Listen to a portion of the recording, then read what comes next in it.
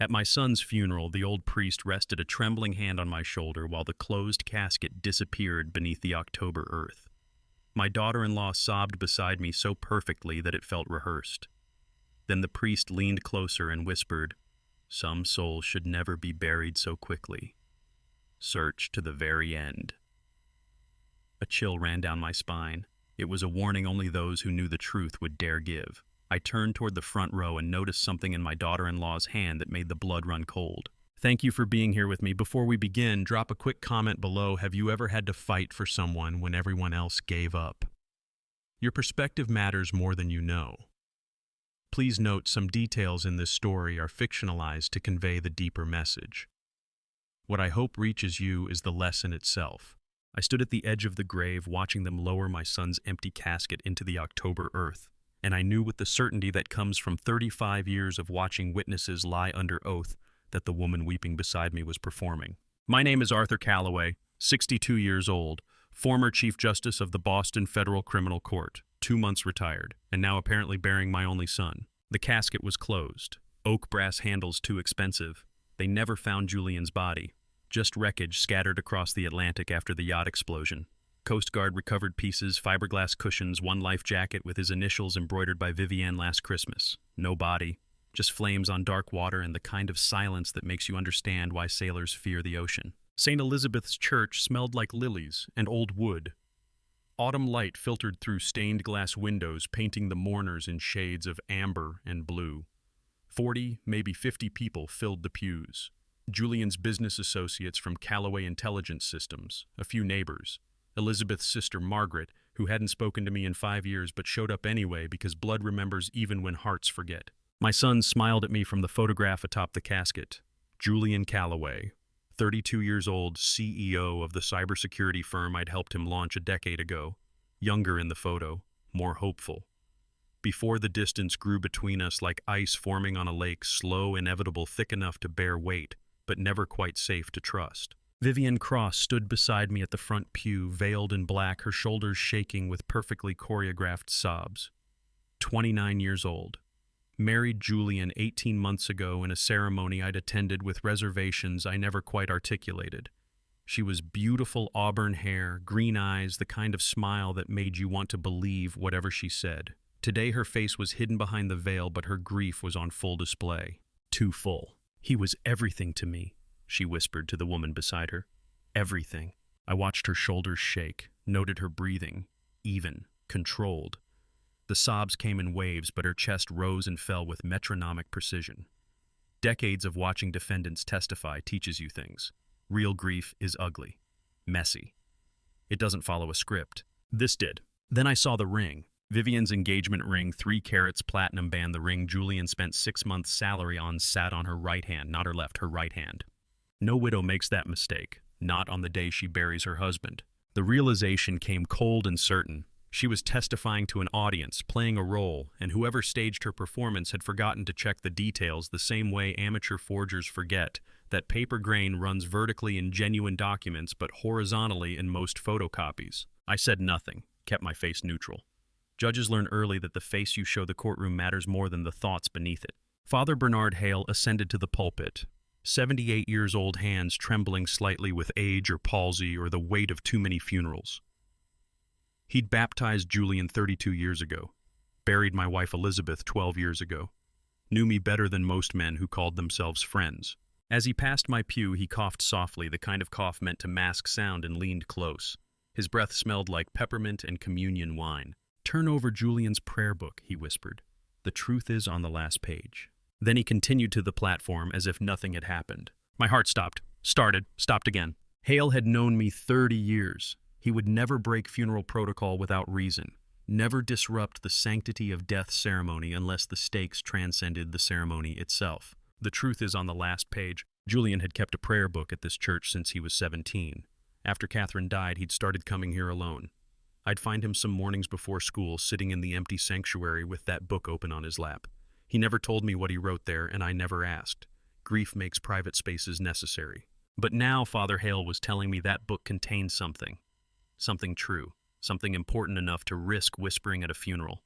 What would you do if the person crying at your child's funeral was the same person who put them in the ground? Father Hale began the eulogy. Words about Julian's kindness, his innovation, his love for his new wife. Standard funeral platitudes delivered with practiced warmth. I didn't hear most of it. My mind was working through the variables. Prayer book. Last page. A priest who'd served God for 50 years wouldn't disrupt his own service without cause. Vivian dabbed at her eyes with a handkerchief. The motion was precise, calculated. She touched the corners where tears would be if tears were real, but her veil remained dry. Stage makeup doesn't run easily, but she was playing it safe anyway. I'd spent 42 days retired. 42 days of morning coffee without case files. 42 days of silence in a house that used to echo with Elizabeth's voice and Julian's teenage arguments about changing the world versus judging it. 42 days of wondering if I'd made the right choice stepping down from the bench. And now this. Grief has a sound. Real grief. I'd heard it when Elizabeth died, animal raw, beyond control. It tears out of you like something vital being ripped away. You can't perform it, can't fake it, it just is. This wasn't that. Vivian's sobs were metered, controlled, professional. And her ring was on the wrong hand. The service continued. Hymns, prayers. The ritual of commending a soul to God when there's no body to commit to earth. I stood when others stood. Sat when they sat. But I wasn't present. My mind was already in that church after dark, searching through archives for a prayer book that might rewrite everything. Father Hale concluded with a blessing. People filed past the casket. Vivian accepted condolences with perfect grace, her voice breaking at precisely the right moments. She hugged Elizabeth's sister Margaret, shook hands with Julian's business partner, played the devastated widow with Oscar-worthy commitment. I waited, watched, planned. Tonight, when the church was empty, when the mourners had gone home to their living sons and intact families, I would return, I would find Julian's prayer book, and I would learn what truth my son had left on the last page. The truth Father Bernard Hale thought worth more than the sanctity of a funeral. I waited in my car across from St. Elizabeth's until the last mourner left, until Vivian's black sedan disappeared down Commonwealth Avenue, until the church lights went dark, and then I waited 30 minutes more. The bench taught me patience, and how to wait until witnesses think no one's watching. At 11:30, I crossed the empty street. The front doors were locked, but I knew the side entrance near the memorial garden. Father Hale had mentioned it last Christmas. The winter freeze cracked the latch, and he kept meaning to call someone. He never did. Priests prioritize souls over building maintenance. The door opened with the soft creak that seemed loud in the October silence. Inside the church was completely dark, except for the red sanctuary lamp burning near the altar. The air smelled like incense and old wood and the flowers from this morning's service. My footsteps echoed on the marble floor despite my efforts at silence. I used my phone flashlight to navigate past the pews through the sacristy with its vestment cabinets and brass crucifix to the narrow door that led to the archives. Most people didn't know this room existed, but I'd been coming to St. Elizabeth's for 40 years. I knew where the bodies were buried metaphorically and literally. The archives were cramped. Metal filing cabinets lined one wall, wooden shelves the other, boxes of old bulletins stacked in corners. The smell of paper and dust. My flashlight beam cut through the darkness, illuminating spines of hymnals and prayer books arranged by year. Julian's book was on the third shelf, exactly where he'd kept it since he was 12 years old. Between the hymnals, spine cracked from years of handling. Dark blue leather, his initials embossed in gold on the cover, J.A.C. Julian Arthur Calloway. Named after me, though he'd spent his teenage years insisting I call him Jules. My hands trembled slightly as I pulled it from the shelf. Open to the last page. Blank. Completely blank. I stared at the cream-colored paper, willing something to appear. Father Hale had risked the sanctity of a funeral to tell me the truth was here, on this page. But there was nothing, just empty space and the faint texture of quality paper stock. Unless, what would you risk to discover? Your child isn't dead. What laws would you break? What darkness would you walk into, armed with nothing but a flashlight and 35 years of hunting liars? I reached into my jacket pocket and pulled out the small UV pen light I'd carried every day since 1988. A prosecutor's tool. Document forgers use invisible inks, lemon juice, certain chemical compounds, even urine that fluoresce under ultraviolet light. I'd exposed hundreds of fake contracts, altered wills, backdated signatures.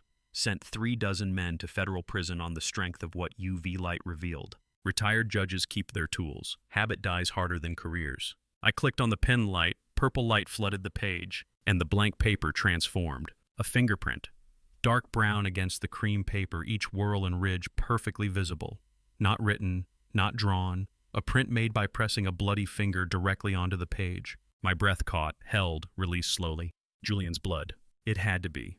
The size matched his fingers, long like mine. The pattern was clear enough for identification. And it was dried but distinct, still containing enough biological material for DNA analysis. I pulled the sterile cotton swab from my other pocket, another habit. I'd learned to carry evidence collection supplies the same year I learned to carry the UV light.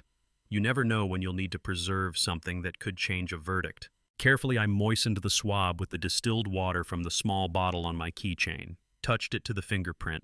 The dried blood reconstituted slightly, staining the cotton swab with rust-colored residue. One sample secured in a sterile tube, another swab for backup, both sealed, both labeled with date, time, location, and chain of custody notes written in the small notebook I'd carried since law school. Evidence collection is muscle memory, but evidence analysis requires thought. I've held evidence in my hands that sent men to prison for life. DNA samples, fingerprints, forged documents. But I'd never held evidence that could resurrect the dead until that moment in the cold darkness of St. Elizabeth's archives. I sat down on the hard wooden chair pushed against the filing cabinets, studied the fingerprint under the UV light. The blood had separated as it dried the plasma, creating a lighter ring around the edges, the red blood cells concentrated in the center. The pattern was distinct, recognizable to anyone who'd spent decades listening to forensic pathologists testify. Post-mortem blood doesn't separate like this. Dead hearts don't pump.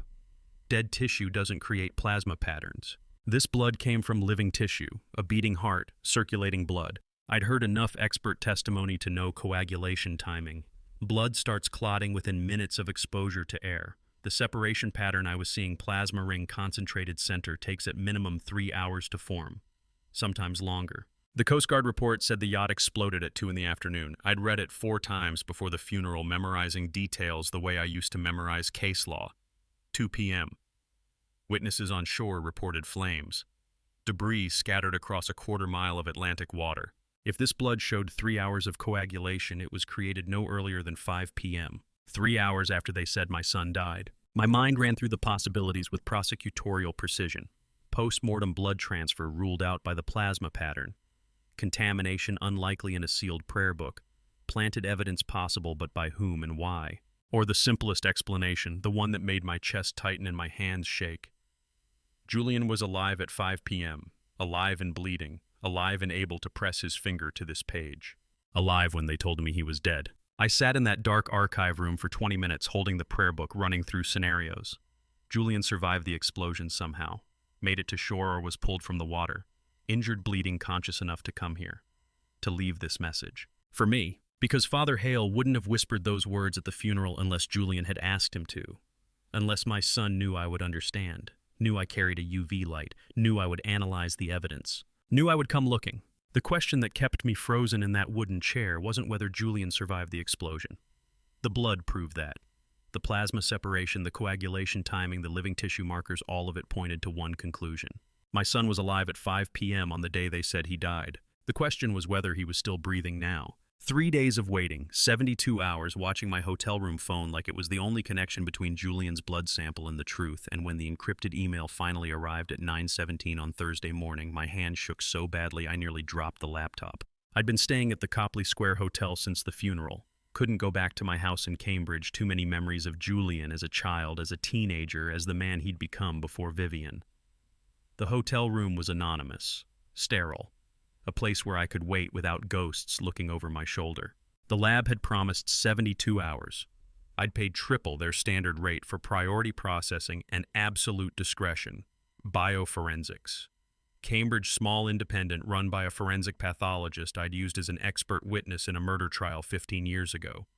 She owed me nothing, but she respected chain of custody and understood why a retired judge might need answers that couldn't go through official channels. I opened the email with fingers that felt numb. The subject line read, Case number BCF-2023-1047, results encrypted. I entered the decryption key I'd memorized. The document loaded. First page, chain of custody documentation. Sample received October 24, 2023 at 0600 hours. Collected by client from non-sterile environment, stored in provided sterile tube, maintained at room temperature for approximately 8 hours before submission. Analysis began 0630, same day. Second page, DNA analysis results. DNA match confirmed. I read aloud to the empty hotel room. Subject Julian Arthur Calloway. Probability 99.97%. My son's blood, no question, no doubt. But the next section made my chest tighten. Third page coagulation analysis and temporal markers. The language was technical. Plasma fibrinogen levels, red blood cell sedimentation patterns, clotting cascade completion stages. But I'd heard enough pathologists testify to understand the conclusion. Sample characteristics inconsistent with postmortem blood deposition. The report stated in bold text. Plasma separation patterns and clotting markers indicate blood was from living subject at time of transfer to substrate. Based on coagulation completion and plasma ring formation, estimated time between blood exposure to air and deposition on substrate minimum 3.5 hours. Medical opinion. Post-mortem blood does not exhibit these separation characteristics. Sample came from living tissue with active circulation. Living tissue, active circulation. The yacht exploded at 2 p.m. according to the Coast Guard report. If the blood showed 3.5 hours of coagulation, Julian had pressed his finger to that prayer book page no earlier than 5:30 in the afternoon. 3.5 hours after they said he died. I sat on the edge of the hotel bed, laptop balanced on my knees, and let the truth settle into my bones. Julian survived. The lab confirmed it. Scientific proof that my son was alive when the Coast Guard was still searching for his body in the Atlantic. What would you do if you held scientific proof your child survived while watching someone publicly steal their entire life on live television? I reached for the TV remote, turned on the news out of habit the way you do when your world has just shifted and you need something ordinary to anchor to. The screen filled with a press conference. Vivienne. She stood at a podium in a downtown law office. I recognized the wood paneling and brass fixtures of Morrison & Associates, one of Boston's most expensive estate firms. She wore black. Perfectly tailored suit, pearls, minimal makeup. The widow's uniform performed with precision. A lawyer stood beside her. Gray-haired, expensive suit, the kind of attorney who bills $800 an hour and earns every penny by knowing exactly which laws to bend and which to follow. Julian wanted to ensure I would be taken care of, Vivienne said, her voice breaking at exactly the right moment. He revised his will 6 months ago, leaving me everything, the company, our home, everything we built together. The lawyer stepped forward. The will is properly executed, notarized, and uncontestable. Ms. Cross is the sole beneficiary of Mr. Calloway's estate, valued at approximately $75 million. This includes his majority stake in Calloway Intelligence Systems and the Cape Cod property. $75 million. I stared at the screen, laptop still open on my knees, showing Julian's blood analysis TV, showing Vivienne's calculated performance. 6 months ago. The same timeline as the insurance policy increases I'd heard whispered about at the funeral. She'd been planning this. The press asked questions. Vivienne answered with perfect grief, enough tears to seem genuine, enough composure to seem strong. The widow who would honor her husband's legacy by taking over his company. The heartbroken wife who would live in their Cape Cod home because leaving would mean abandoning their memories. It was a flawless performance, and it was happening the same morning I'd received proof Julian was alive. I've sent men to prison for theft, for fraud, for conspiracy.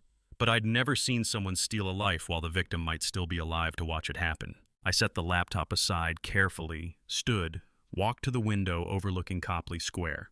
October sunlight on brick buildings. People walking to work carrying coffee, living normal lives where sons stay dead when you bury them. The parallel tracks slammed together in my mind with prosecutorial clarity. Julian survived the explosion. Left blood evidence in a prayer book, only I would think to check with a UV light. Gave me proof he was alive 3 days ago. And Vivienne was moving legally, publicly, efficiently to claim everything he owned as if he were dead. She wasn't grieving. She was conquering, planting her flag on territory she'd spent 6 months preparing to seize. The will revision, the insurance increases, the press conference time to the hour. She was burying my son alive, legally, financially, completely, while he was still breathing somewhere, or had been breathing 3 days ago. I turned back to the TV. Vivienne was answering another question, something about honoring Julian's vision for the company. Her face was composed, sad but determined, the perfect mask. But I'd spent 35 years watching people lie under oath, and I knew what I was seeing. She knew. Vivienne knew when she stood at that press conference, knew the exact moment I'd be holding proof Julian survived, and she moved anyway. Which meant either she knew where Julian was and had him secured, or she'd already planned what to do if someone discovered the truth. I had proof my son was alive 3 days ago, but I had no proof he was still alive now. And Vivienne was betting everything that whatever evidence existed, it wouldn't surface before she'd legally buried him so deep that resurrection would be impossible. The federal court database still recognized my credentials. 2 months retired wasn't long enough for the paperwork to catch up with reality, which meant I had a window of perhaps 3 more months before the system locked me out, and I intended to use every second of it. I logged into the Federal Administrative Records System from my hotel laptop. The portal accepted my username without hesitation. My credentials showed active status until the Office of Personnel Management processed my retirement forms, a process that typically took 3 to 6 months. I had until November, maybe December. I navigated to telecommunications records request. Entered Julian's phone number. Date range past 90 days. The system accepted the request without verification. Estimated delivery 2 hours. The notification came at noon. I opened the encrypted file and found 3 months of Julian's call history. Business contacts, calls to me fewer than I would have liked, and one number that appeared 47 times. Always after 9 p.m. Always between 8 and 35 minutes. Julian was waiting until late evening until Vivian would be asleep to make these calls. I ran the number through reverse lookup. Private line registered to S. Lancaster, attorney at law. Cambridge address, small practice, not Julian's corporate attorneys. A private lawyer he was calling almost nightly for 3 months. The last call night before the yacht explosion. 11:47 p.m., duration 23 minutes. Julian spent 23 minutes on the phone with a secret lawyer hours before he disappeared. I printed the records and made notes in the margins. Then I looked up Metro Life Insurance downtown. The $15 million policy Vivian had mentioned. I needed to see it. How much would you notice if someone was poisoning your child? Would you see the tired eyes, the blurred vision, the times they asked you to repeat yourself, or would you miss it like I did because you trusted the person holding the glass? The Metro Life office occupied the 14th floor of a glass tower near Post Office Square. Saturday afternoon, but insurance offices keep weekend hours. The receptionist directed me to Gregory Sutton, the agent who'd handled Julian's account. Gregory Sutton was mid-50s, reading glasses perched on his nose, the kind of careful man who triple-checks forms. He pulled up Julian's file and frowned at the screen. Policy was increased 6 months ago, he said. March 15th, went from $2 million to $15 million. Mrs. Cross proposed the increase, said they were expanding the business and needed more security. Julian signed the amendment, I asked. In person. Right here. Gregory turned his monitor toward me. Julian's signature, notarized, dated March 15th, 2023. I remember him, actually. He seemed off. Tired, maybe. He asked me to read the policy terms twice because he said his vision was a little blurry that day. Blurry vision. The words hit like a fist. Did he mention other symptoms? Just that he'd been working long hours. Stress, he said. Gregory looked at me carefully. Is something wrong with the policy? No, I said. The policy is fine. I left the office and stood on the cold sidewalk, my mind assembling pieces with the precision of 35 years reading medical testimony. Blurry vision. First symptom of chronic low-dose methanol poisoning. The kind that doesn't kill immediately but accumulates over weeks, impairing judgment and vision before causing permanent damage. I'd prosecuted a methanol poisoning case in 2011. Husband adding antifreeze to his wife's wine over 6 months. She'd complained of blurred vision, headaches, dizziness. Doctors diagnosed stress. By the time anyone suspected poisoning, her optic nerves were permanently damaged. Small doses, just enough to impair, but not enough to trigger acute symptoms. Vivian had done the same thing. I've prosecuted calculated murders, contract killings, insurance fraud, staged accidents. But I'd never seen someone poison their spouse for 6 months while making them sign their own death warrant. 6 months ago, March, Julian started showing symptoms. Blurry vision, significant enough that he needed documents read twice. And instead of seeking medical help, he attributed it to stress and long hours. Exactly what a poisoner would want. She'd been poisoning him slowly, carefully, ensuring he was cognitively impaired enough to sign documents, the insurance increase, the will revision, but not sick enough to seek medical attention. Methanol in his drinks, his food administered with patience. The yacht explosion wasn't the beginning of Julian's murder. It was the conclusion of a 6-month campaign that started when Vivian proposed increasing his life insurance by $13 million. March. She started poisoning him in March. By September, he was calling a secret lawyer 47 times. 23-minute conversation the night before he disappeared. Julian figured it out, realized what she was doing, and tried to protect himself. I pulled out my phone and searched for S. Lancaster, attorney at law. Small office on Massachusetts Avenue. Estate planning and family law. Monday through Friday, 9 to 5. I checked my watch. 3 p.m. Saturday. Closed until Monday morning. 2 more days before I could confront the lawyer who might know what Julian discovered. But I knew one thing with certainty: my son had figured out his wife was poisoning him. And instead of coming to me, instead of going to the police, he'd called a lawyer 47 times. Which meant he had a plan, evidence, strategy. And whatever that plan was, it started with a 23-minute phone call the night before a yacht exploded on the Atlantic. The law office was exactly what I expected from someone trying not to be found second-floor walk-up above a used bookstore near Harvard Square brass nameplate so small you'd miss it if you weren't looking. And when I knocked at 4:30 Saturday afternoon, the door opened within seconds. Simone Lancaster, 51, with the careful demeanor of an attorney who'd built her Cambridge practice on discretion, stood in the doorway. "Mr. Calloway," she said, "I'm very sorry for your loss, but I can't discuss anything about Julian. Attorney-client privilege doesn't apply when the client is deceased and the person requesting information is the direct legal heir withstanding," I said. Her expression shifted. "You're a lawyer." "Former Chief Justice of the Boston Federal Criminal Court, retired 2 months ago." She stepped aside. "Come in." The office was small. Cluttered desk filing cabinets, 2 chairs. Law books lined one wall. The kind of practice built on clients who valued privacy over prestige. I sat across from her desk. She remained standing. "Attorney-client privilege survives death," she said. "Swidler and Berlin versus United States, 1998, I said. "Privilege survives death but yields when a direct heir requests disclosure for estate matters and no competing interests exist. Julian is declared dead. I'm his sole parent and heir. Vivian's claim is contested. No competing party exists. Privilege yields." Simone sat down slowly, pulled a manila folder from her desk drawer. "Julian called me 47 times in 90 days, she said quietly. "Always after 9 p.m. when his wife was asleep. He was terrified of her." "Tell me everything." She opened the folder. "He first contacted me in July, needed divorce counsel, discreet. Over 3 months he told me what he'd discovered." "Which was?" "His wife was leaking data. Callaway Intelligent Systems AI algorithm valuations. She was selling it to an unidentified third party. Julian found encrypted communications, bank transfers to offshore accounts, systematic theft spanning at least a year." My hands clenched. He knew. And he was documenting everything. He planned to file for divorce and report the theft to federal authorities, simultaneously hit her with both legal actions at once. "How well do you know your children?" "Well enough to know where they'd hide their most important secret.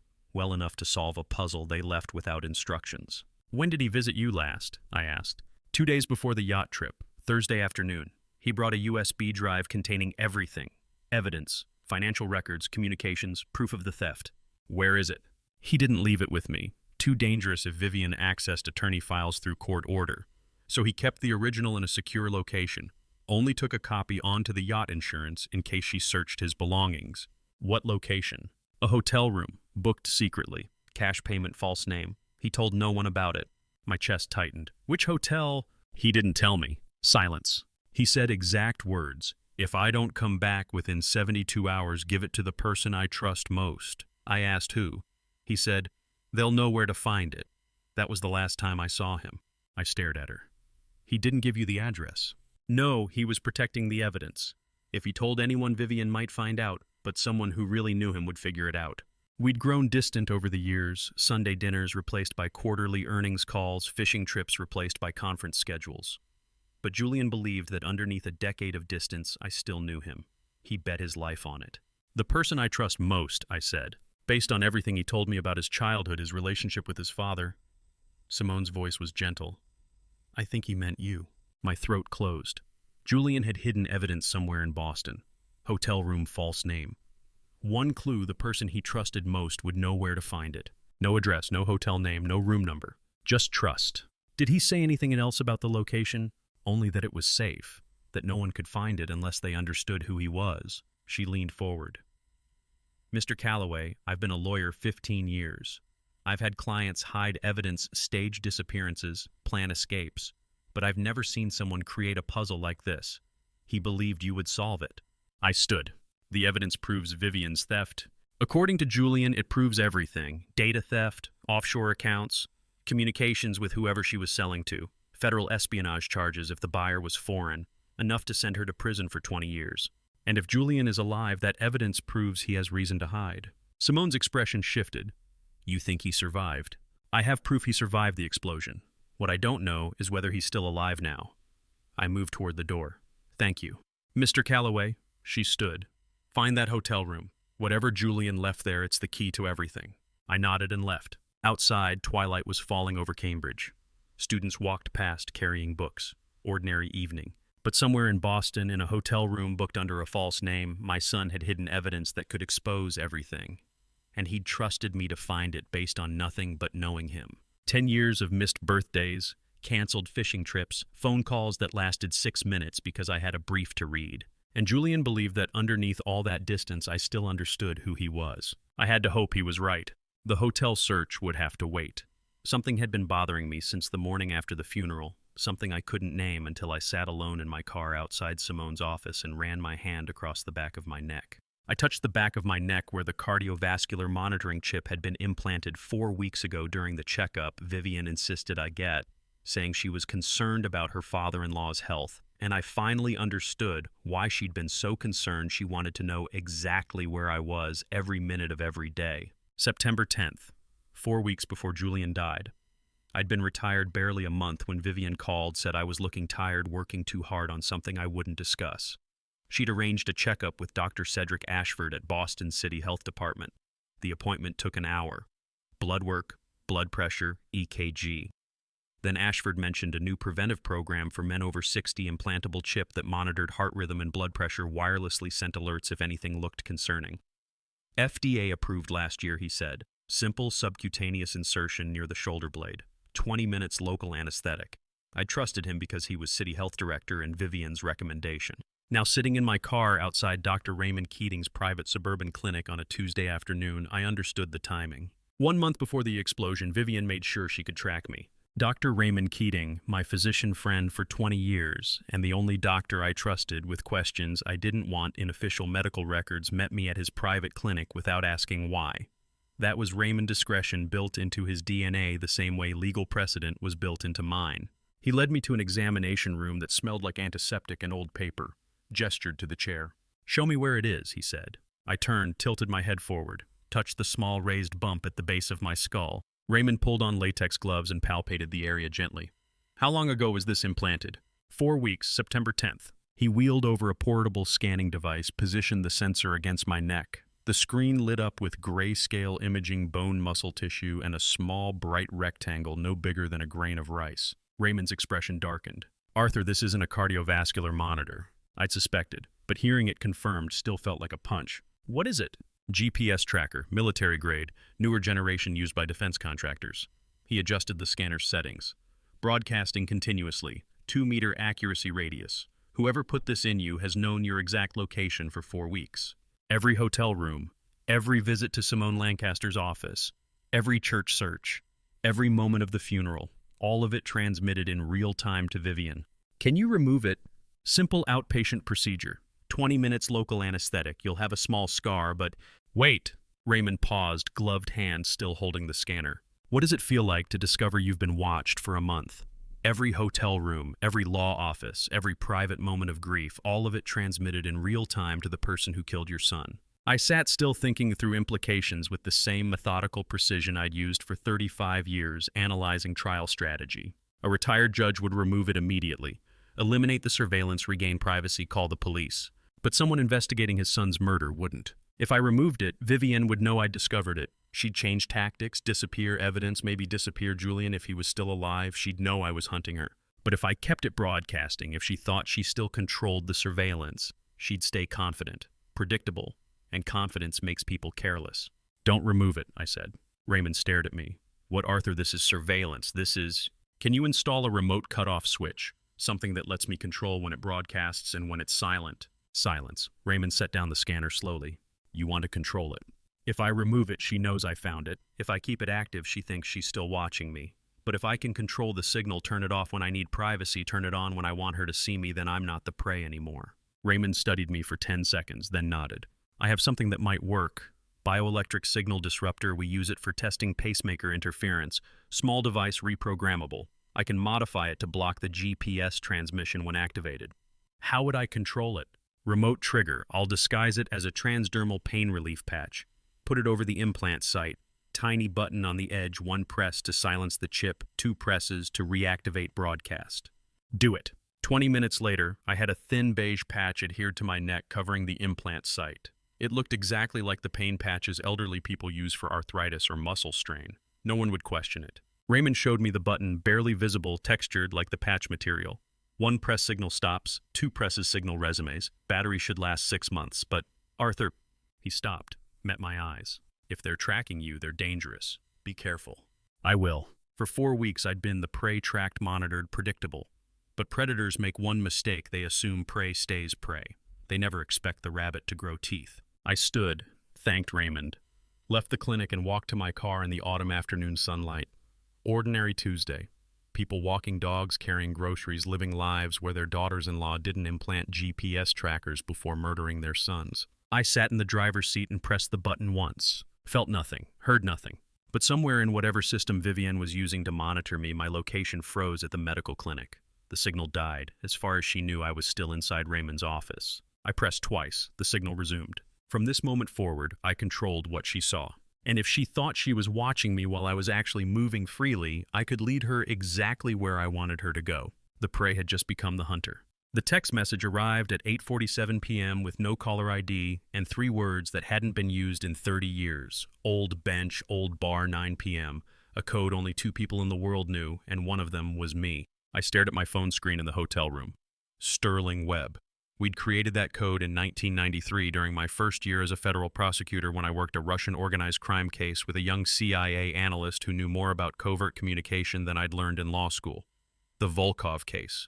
23 months, 16 indictments, 3 convictions. Sterling and I had developed the code for emergency contact if either of us needed help outside official channels. He'd never used it until tonight. I checked the tracking chip control patch on my neck. Still broadcasting. According to Vivian's system, I was sitting in my hotel room. Perfect. I left through the service exit. O'Sullivan's was the kind of harbor bar that smelled like oak and whiskey and 50 years of quiet conversations people didn't want recorded. Dim lighting, soft jazz from speakers that had seen better decades. The back booth was occupied when I walked in at 9 p.m. exactly. Sterling Webb, 58 years old and built like someone who still ran 5 miles before dawn, sat with his back to the wall and his eyes on the door habits from 30 years making problems disappear for the government. I'd known him since he was a 28-year-old CIA analyst helping me understand Russian mafia financial structures. Now he was something else, something senior, something that didn't have a title on organizational charts. He slid a whiskey across the table as I sat. Didn't ask what I drank. Still remembered. "Arthur," he said, "I'm sorry about Julian, and I'm sorry I didn't come to the funeral. You used the code. That's not for condolences." "No, it's not." He studied me for 5 seconds. "I'm here because your daughter-in-law is on a CIA watch list and you're about to walk into something much bigger than you realize." The whiskey was good. Smooth. I set it down carefully. "Tell me." CIA has been monitoring Vivian Cross for 2 years. Economic espionage. She targets tech entrepreneurs, men with valuable intellectual property, marries them, steals their data, sells it to foreign buyers. When Julian married her 18 months ago, the agency flagged it but couldn't prove anything concrete. We were building a case. My chest tightened. Julian wasn't the first. No. And without intervention, he wouldn't have been the last. Sterling leaned forward. "But now we have you investigating outside the system, finding things we can't access through official channels. Federal courts require warrants, due process, constitutional protections. You're a private citizen with personal motivation. Different rules. How many times in your life do you get the call? The one from someone who knows your oldest codes, your deepest secrets, the person you'd trust with your life, even after decades of silence." "You've been watching me," I said. "Since the funeral. I know about the blood sample, the phone records, the Cambridge lawyer. I know you discovered the tracking chip because you went off grid for exactly 20 minutes this afternoon, long enough for Dr. Keating to examine you, then came back online. You didn't remove it, which tells me you're thinking tactically." I took another sip of whiskey. "Why contact me now?" "Because you're close to something, and because I can offer you protection." He pulled a folder from inside his jacket, set it on the table between us. FBI informant authorization, signed by Director Sarah Mitchell of FBI Boston Field Office. Read it. I opened the folder. Legal document, official seal director's signature. My 35 years of judicial training made me slow and thorough. The order designated Arthur Calloway as confidential informant in federal investigation reference number BOS-2023-8847, economic espionage conspiracy fraud. Duration open-ended. Authorization: all recordings, documents, photographs, and physical evidence collected by informant are legally admissible before federal court. Informant activities conducted under this authorization do not require warrants. You're giving me legal immunity, I said. I'm giving you permission to do what you were already doing, but making sure it stands up in court when we need it. Because Arthur, when you find the evidence that puts her away, I want it to stick. I don't want some defense attorney getting it thrown out on technicality. I'd spent 8 days believing I was alone in this one retired judge against a conspiracy that killed my son, but I wasn't alone. I'd never been alone. Sterling had been watching, waiting, building his own case in parallel. What do you need from me? I asked. Keep investigating. Find Julian's evidence wherever he hid it. Build the case from the inside while we build it from the outside, and when the time comes, we move together. I signed the authorization. Sterling countersigned as witness. Then he pulled a second folder from his jacket. Thicker. Classified stamp across the front. CIA seal. This is Vivian's file, he said. Everything the agency has collected over 2 years. Financial records, travel history, communications intercepts, and her real background. He slid it across the table. Read it tonight. Then decide if you still think you know who your daughter-in-law is. I opened the file. First page photograph of Vivian from 5 years ago. Different hair color, different name typed below. Victoria Crane. That's her real name, Sterling said quietly. Vivian Cross is a legend intelligence term for a false identity. She's been Victoria Crane since birth. Serial economic spy, professional, trained, very good at what she does. My hands felt numb. How many targets, Before Julian, Sterling's voice was careful. 2 that we can confirm. 1 in Seattle 2017, 1 in San Francisco 2020. Both tech CEOs. Both died in suspicious circumstances ruled accidental. Both companies' intellectual property showed up in foreign patents within 6 months. The bar seemed very quiet suddenly. Jazz playing, people laughing at other tables. Normal night for everyone except the 2 men in the back booth discussing serial murder. Julian was number 3, I said. Julian was number 3, Sterling confirmed. He slid the classified folder across the table. Read it tonight, then decide if you still think you know who your daughter-in-law is. Sterling's apartment was what I expected from someone who'd spent 30 years keeping secrets. Minimal furniture, secure locks, and a dining table that doubled as a command center. I sat there at 11:47 p.m. with the manila folder before me, hands trembling as I opened it to reveal Victoria Crane's photograph. She looked exactly like Vivian. Same bone structure, same smile, but the eyes were different, harder, colder. Taken 7 years ago in Berlin according to the date stamp. Sterling set a coffee mug beside me. It's strong, you'll need it. I turned to the first page. CIA case file. Classification secret. Subject Victoria Crane. Born 1989, Prague, Czech Republic. Recruited by Economic Intelligence Network 2016. Specialization, romance infiltration, targeting technology entrepreneurs. How long has the CIA known about her? I asked. 7 years, Sterling said from the kitchen. Since the first victim. I read methodically, making notes on the legal pad Sterling had provided. My legal training kicked in catalog facts like evidence keep emotion at bay. But each line felt like a knife. Romance infiltration. 3 confirmed operations. All targeting men with valuable intellectual property. Julian never had a chance. The second page detailed target alpha. Michael Carver, age 31, Seattle-based tech entrepreneur, founder of quantum encryption startup. Met Victoria Crane in March 2017 at West Coast Tech Summit. She was operating under the name Valerie Cross. They married 8 months later. 3 months after the wedding, Michael disappeared during a solo hiking trip in the Cascades. Body never recovered. Search lasted 2 weeks before being suspended. His company's quantum encryption code appeared in Chinese patents 6 months later. I stared at Michael's photo. Young man, early 30s, dark hair, athletic build. He could have been Julian's brother. He looks like Julian, I said. Sterling sat across from me. That's her type. Young, brilliant, trusting. She has a profile. I corrected. She had a profile. I turned the page. Intercepted communication dated August 2017. Encrypted message from Victoria to her handler. Target alpha isolated from support network. Asset extraction timeline 90 days post-marriage. Package will be delivered as specified. The clinical language made my blood run cold. My son was never a person to her. Just an asset, a target, a package to be delivered. What does it mean to discover your child was hunted, not randomly selected, not unlucky? Hunted by professionals who studied him, profiled him, designed a trap specifically for him. Target beta followed the same pattern. David Morrison, age 34, San Francisco biotech CEO. Met Victoria at a charity gala in January 2020. She used the name Victoria Cross, this time barely changed it. They married 7 months later. 4 months after the wedding, David drowned during a couple's vacation to Catalina Island. Body recovered. Death ruled accidental, strong currents, no witnesses, tragic timing. His company's gene therapy research appeared in European patents within the year. I forced myself to look at the crime scene photos. David Morrison's body on a beach covered by a tarp. Police reports, coroner's findings, everything pointing to accident. But I knew better. 2 victims, 2 accidents, 2 sets of stolen intellectual property. The body was recovered, I said. There was evidence. There was a body, Sterling said quietly. The evidence pointed where she wanted it to point. She's done this twice, successfully. Until Julian. I turned to page 15. The revelation hit like a physical blow. Victoria Crane had operated under 6 different identities across 11 countries over 7 years.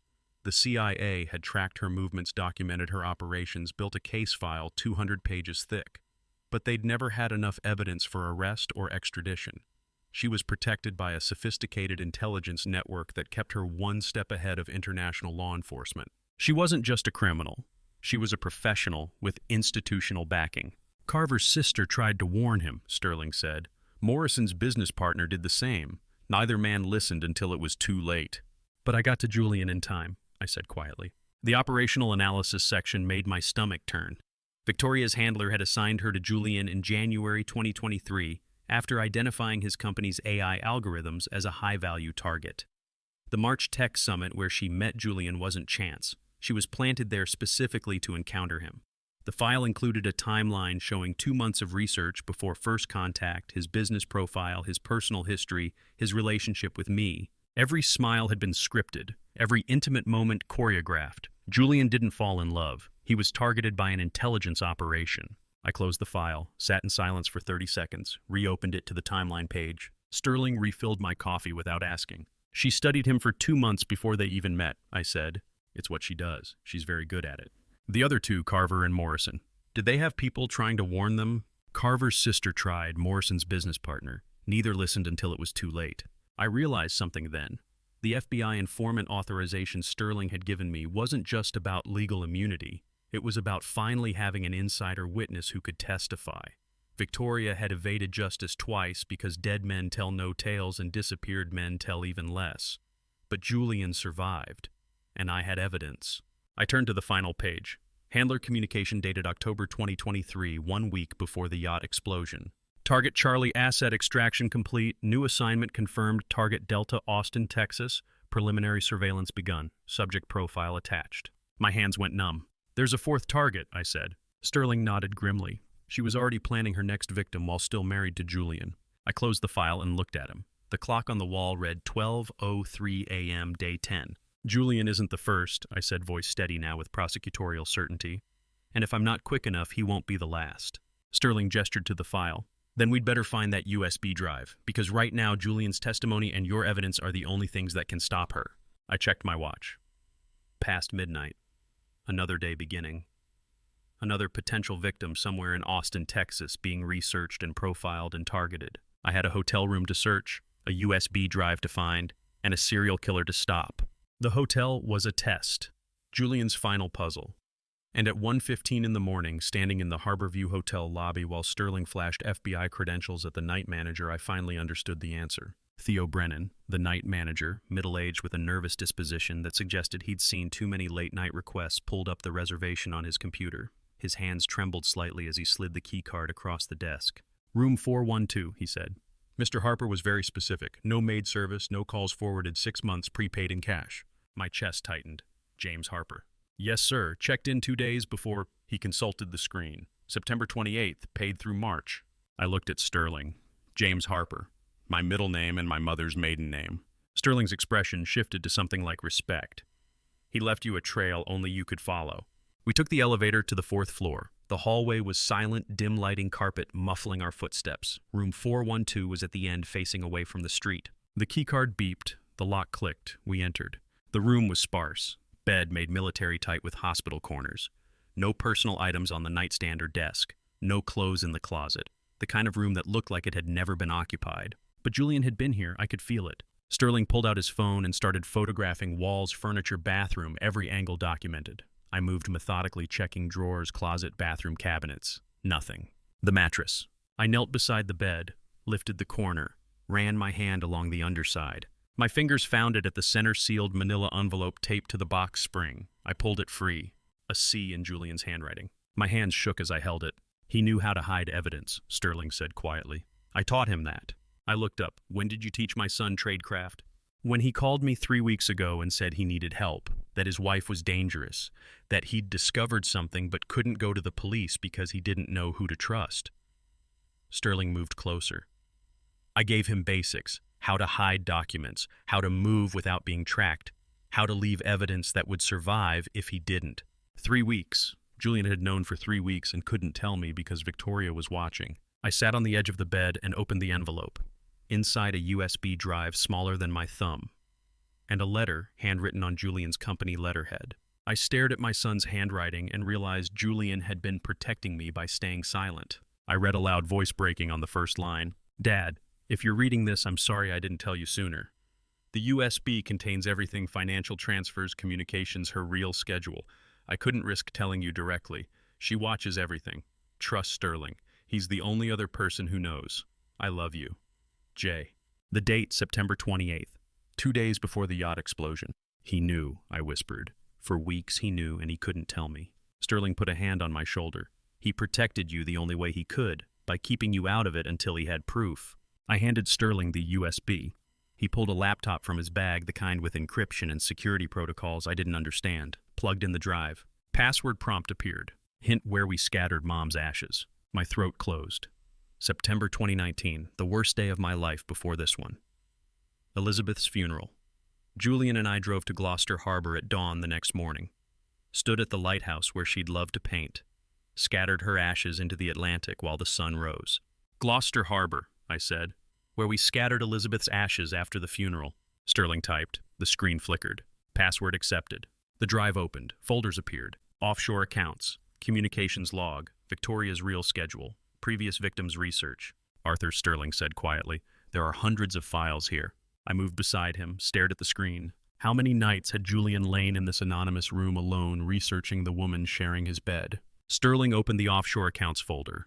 Spreadsheets, bank transfers, account numbers in the Cayman, Switzerland, Singapore. Money moving through shell corporations with names like Pacific Holdings and Meridian Consulting. Millions of dollars. The communications log showed encrypted messages decoded by Julian somehow between Victoria and someone identified only as handler. Instructions, target assignments, progress reports. Victoria's real schedule documented her movements over the past year. Trips that didn't match what she'd told Julian. Meetings in cities where tech conferences happened. Names of men she'd approached. He was building a case, I said. My son was building a case against his own wife. Sterling opened the previous victims' research folder. I froze. Michael Carver, Seattle, 2017. Documented.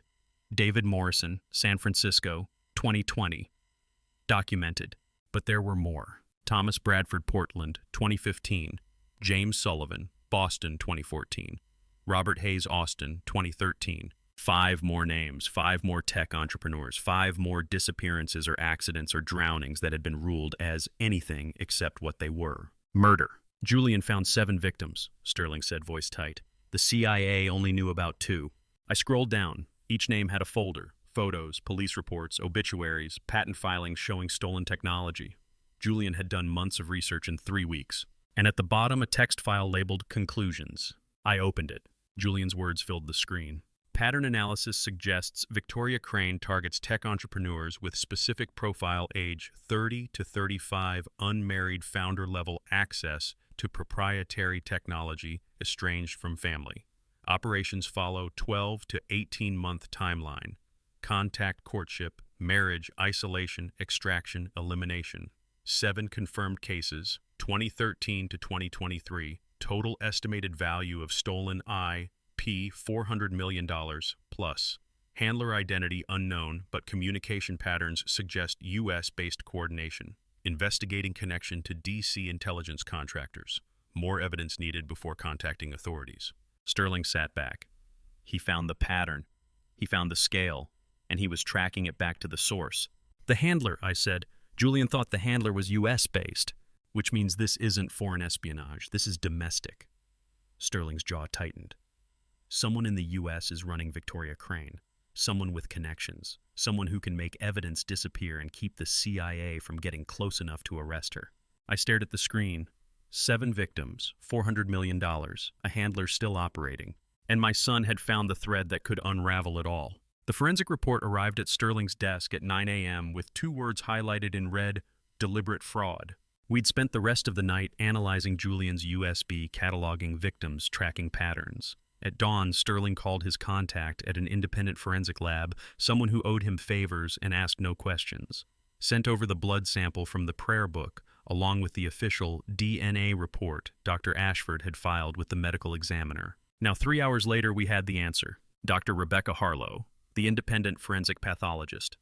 Sterling trusted a woman in her 50s who'd testified as an expert witness in federal cases and never compromised her findings, stood in the doorway of her private lab downtown. She handed Sterling the report. The hair follicles show environmental transfer, she said.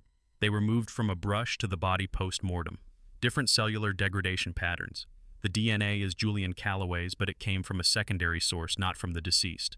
I took the report, read it twice. How certain are you? I asked. Absolute. This wasn't misidentification. This was deliberate evidence planting. Someone took hair from Julian's brush, probably from his home, and transferred it to the victim's body before the medical examiner's examination.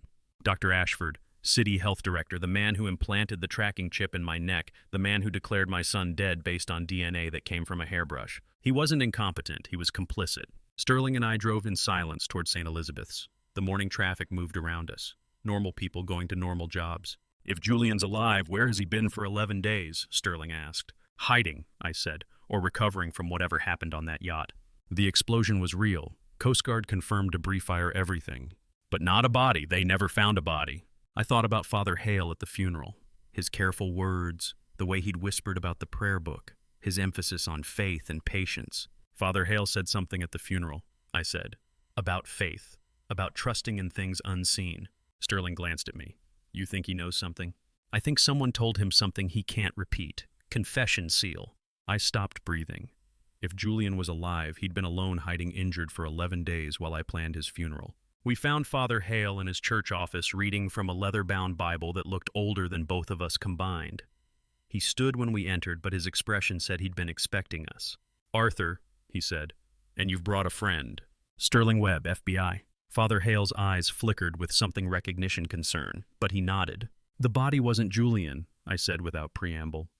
You knew something at the funeral. What are you not telling me? Father Hale sat slowly. Arthur, I'm bound by sacred vows. The seal of confession is absolute. I cannot... I'm not asking you to break it. I'm asking you to help me find my son. Silence. Father Hale looked at me for a long moment.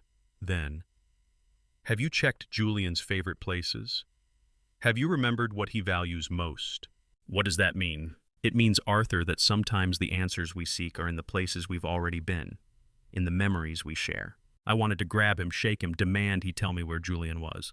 But 35 years of prosecuting witness testimony taught me to recognize when someone was helping without saying the words directly. A message, I said, here in the church. Father Hale stood, walked to the office door, stopped with his hand on the frame. Sometimes people leave things for safekeeping, he said quietly, for the church to hold until the right person comes looking. He walked into the chapel. Sterling and I followed. Father Hale moved past the pews to the confessional. Beside it, a wooden donation box, the kind for anonymous gifts. He opened it. Inside, wrapped in clear plastic, a prayer book, blood-stained, old blood brown and dried. My hands trembled as I lifted it out. Someone came to confession the night of the explosion, Father Hale said, voice careful and measured. Bandaged, injured. I cannot say who, but he left this for the church. Said it was for someone who would understand. The timing clicked into place. Julian survived the explosion, somehow swam to shore or was pulled from the water by a passing vessel, made it to St. Catherine's that night while Vivian believed him dead. Then she found him, recaptured him before he could reach anyone else. The prayer book, the blood, the message, all of it done in those few desperate hours between the explosion and whatever happened next. I opened the prayer book, a bookmark at Psalm 27, handwritten on the bookmark in Julian's unmistakable script. Only my Father understands, trust the lighthouse. The words hit me like a physical blow. How does a priest guide a father to his living son without breaking the sacred seal of confession? That phrase, Father Hale said softly, does it mean something to you? I couldn't speak, could barely breathe. Only my father understands. Elizabeth had said those exact words at her funeral. I'd been speaking to Father Hale about Julian, about how I worried my son would struggle without his mother, about whether I was enough as a father. Elizabeth had been listening from her hospital bed her final days. After she died, Father Hale told me what she'd said. Only my father understands what Julian needs. Arthur will protect him. 4 years ago, a phrase only Julian and I would know. He was here, I whispered. Julian was here, the night of the explosion. Father Hale said nothing, but his silence was confirmation. Was it really him, Father? I asked. Or someone he sent? Father Hale looked at the prayer book in my hands, at the dried blood, at the message written in my son's handwriting. I cannot say who came to confession, he said carefully, but I can say that whoever left this book believed the person who would find it would know exactly what it meant and where to go next. Trust the lighthouse, Gloucester Harbor Lighthouse, where Elizabeth and I scattered her ashes, where Julian and I stood together at dawn and watched the sun rise over the Atlantic, where the USB password had pointed. The place only family knew. Julian was alive, had been alive 11 days ago, injured, hiding, unable to contact me directly, but leaving breadcrumbs. The prayer book with UV reactive blood, the hotel room under my middle name and mother's maiden name, the USB encrypted with our most sacred memory. And now trust the lighthouse. Thank you, Father, I said. He nodded. Find what you're looking for, Arthur, and when you do, remember that faith sometimes requires patience. Sterling and I left the church, stood in the October sunlight. The lighthouse, Sterling said, Gloucester Harbor, where we scattered Elizabeth's ashes. When? I checked my watch, 11:30 a.m. Now, I said, before Victoria figures out what we know, before she realizes Julian left a trail, we go now. 2 days had passed since the lighthouse, 2 days of searching the rocks and finding nothing but salt air and memories. Julian had left breadcrumbs, but the final one remained hidden. And now, sitting in the Copley Square Hotel lobby at 2 p.m. on day 13, I watched Vivian Cross walk through the entrance flanked by a man in a $1,000 suit, and I knew immediately that she'd come to make an offer I was supposed to refuse. She wore black, perfect widow's mourning, pearls, hair pulled back, the mask of grief worn with precision. The man beside her was corporate attorney all the way down Marcus Delaney, 40-something, the kind of lawyer who billed $800 an hour and earned every penny by knowing exactly which laws to bend.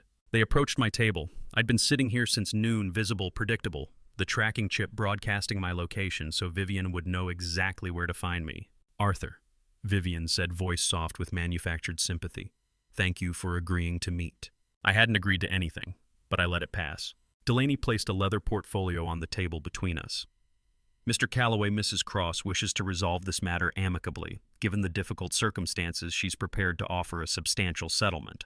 He opened the portfolio. Legal documents prepared in advance. Settlement agreement typed and formatted, ready for signature. $500,000, Delaney said. Cash payment delivered within 30 days. In exchange, you withdraw all claims to Julian's estate and cease any further legal inquiries into his business affairs. I read the first page slowly. Let them wait. Let them think I was considering it. My son's estate is worth $43 million, I said finally. You're offering me 1% to disappear. Vivienne leaned forward slightly. Think of it as a gesture of goodwill, Arthur, for Julian's memory. Neither of us wants this to become contentious. The numbers told me everything. She'd prepared this offer days ago, which meant she knew I was investigating, knew I'd found something, and was worried enough to try buying me off. I won't withdraw, I said. Not until I understand what happened to my son. Delaney started to respond, but Vivian cut him off with a gesture. Marcus, give us a moment. This is a family matter. Delaney hesitated. Mrs. Cross, I should stay. A moment, she repeated, ice in her voice now. He gathered the portfolio and moved to a table 20 feet away, close enough to be visible, far enough not to hear. Vivian's expression changed, not dramatically. Just small shifts, the smile cooling the eyes, hardening the warmth, draining like water down a sink. I realized Vivian coming in person was a tactical error. She was worried enough to break her usual distance, which meant my investigation had rattled her. Arthur, she said quietly, you're a former judge, a man of logic and reason, so let me be direct. Julian is gone. Nothing you do will change that. Continuing this pursuit, it's not healthy, not for someone your age. My age? You're what, 71, 72, living alone in that big house in Cambridge. So many stairs, so many risks. The temperature at our table dropped 10 degrees. Are you threatening me? Vivian's smile was ice. I'm expressing concern for your well-being. Elderly people living alone sometimes have unexpected accidents. Boston winters are very slippery. Falls, hypothermia, Such tragic common ways to lose a father. She let the words sit there, casual, almost conversational. Fathers should know when to let go, she continued. When to stop asking questions that have no good answers. When to take the generous offer and live comfortably with their grandchildren's inheritance. I don't have grandchildren. No, she said softly. You don't. And now you never will. Unless you find someone else's family to bother. She stood, smooth, controlled, the mask back in place by the time Delaney looked over. Think about the offer, Arthur. You have 1 week to accept. After that, she paused. After that, the settlement expires, and you'll be on your own. She walked away, Delaney following with the portfolio. The hotel lobby returned to its normal ambient noise, quiet conversations, coffee cups on saucers, business people typing on laptops. I sat frozen, replaying every word. Boston winters are very slippery. My phone buzzed. Sterling. We got it, he said immediately. Every word recorded. That's a direct threat, Arthur. We can arrest her right now. No, I said, not yet. Arthur.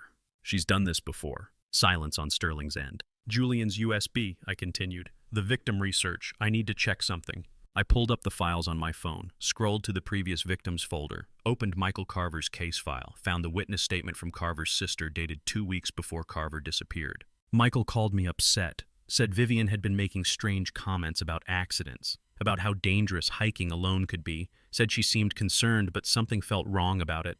I told him to be careful. 2 weeks later he was gone. David Morrison's file. Business partner's statement dated 13 days before Morrison drowned. She said something about accidents and winter ice like she was concerned. Mentioned how many people drown in Catalina every year. David laughed it off. 2 weeks later, he drowned. Boston winters are very slippery. And suddenly I remembered that exact phrase in Julian's notes about Michael Carver's last conversation. Sterling, I said, she just put herself on a timer. What? It's her pattern. She warns them first. Veiled threats disguised as concern, then 2 weeks later, accident. Carver got warned about hiking. 2 weeks later, disappeared. Morrison got warned about drowning. 2 weeks later, drowned. And she just warned you about falls and hypothermia, which means I have 2 weeks before she escalates from warning to action. Sterling was quiet for 5 seconds. We need to move faster. If she realizes Julian might be alive, she'll either run or she'll make sure there's no witness left to testify. I looked at the settlement papers still on my table. $500,000 to disappear. 1 week to accept. But I wasn't going to accept, and Vivian knew it, which meant the clock was ticking on both my investigation and my life. The credit card statement line read, MedFreeze Industrial Supply, $47,800, and my hand froze over the paper because no one buys that equipment for a beach house. Day 14, Sterling's FBI office in Boston. Fluorescent lights humming overhead, papers spread across the metal desk like evidence at a crime scene. We'd been analyzing the financial records from Julian's USB drive for 6 hours, and every transaction told the same story. Vivian Cross had been planning something for months. MedFreeze supplies hospitals and morgues, Sterling said, pulling up the company website on his laptop. Why would she need industrial medical cooling?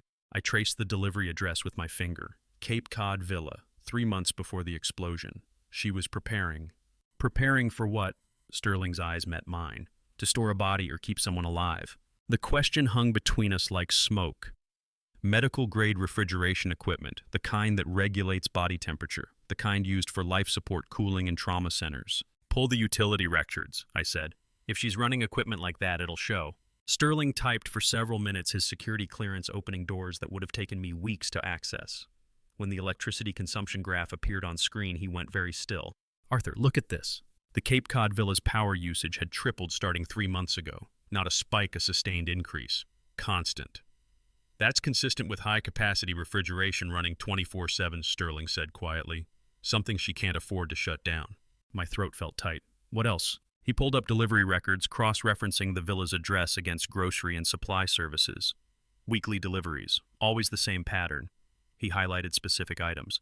Vegetarian, gluten-free, organic berries every week. I stared at the screen at those 3 words that made my chest constrict.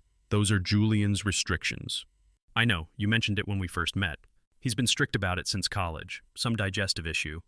My voice sounded distant to my own ears.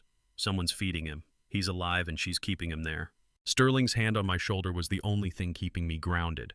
Hope mixed with horror in equal measure. My son was alive. My son was being held prisoner by the woman he'd married. We worked through the night and into day 15. By 2 p.m., Sterling had pulled property records for the Cape Cod villa. He spread the documents across his desk, comparing building permits against the original blueprints. "Look at this permit date," he said. 6 months ago, January 2023. I leaned closer. Underground renovation permit. Contractor receipts for soundproofing materials, reinforced door installations, separate HVAC system. But the original villa blueprints showed no basement. That's before Julian even proposed. Exactly. Sterling's jaw was tight.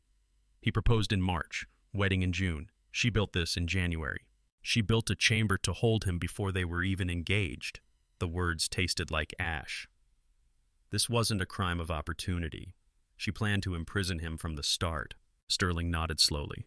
The entire relationship was designed to end with him in that room, from the day she met him. Before I show you what came next, the moment this investigation became a race against time, are you still with me? Drop your guess in one sentence. What do you think Vivian's endgame is? Please note the next part includes some fictionalized details added to deepen the emotional impact. If dramatized content isn't for you, this is a good place to step away. By day 16, morning, Sterling had compiled everything into a single map. Financial records, utility spikes, delivery patterns, construction permits, all pointing to one location. The Cape Cod villa sitting on 3 acres of isolated peninsula, nearest neighbor a mile away. Solar panels glinted in the satellite imagery, private road, one way in, one way out. That's where he's being held, I said. It wasn't a question. Yes, Sterling pulled up the underground chamber specifications. Medical equipment suggests she's keeping him alive in controlled conditions. The chamber's soundproofed, climate-controlled, reinforced. He could be down there indefinitely. Indefinitely, the word made something inside me crack. Then we go get him. Now. With what warrant? Sterling's voice was gentle but firm. Everything we have came from Julian's USB. That's fruit of the poison tree without external corroboration. I stood up too fast, the chair scraping across linoleum. So my son is in a chamber under that villa and we can't legally touch it. Not without independent probable cause a judge will accept. Sterling pointed to the evidence spread across his desk.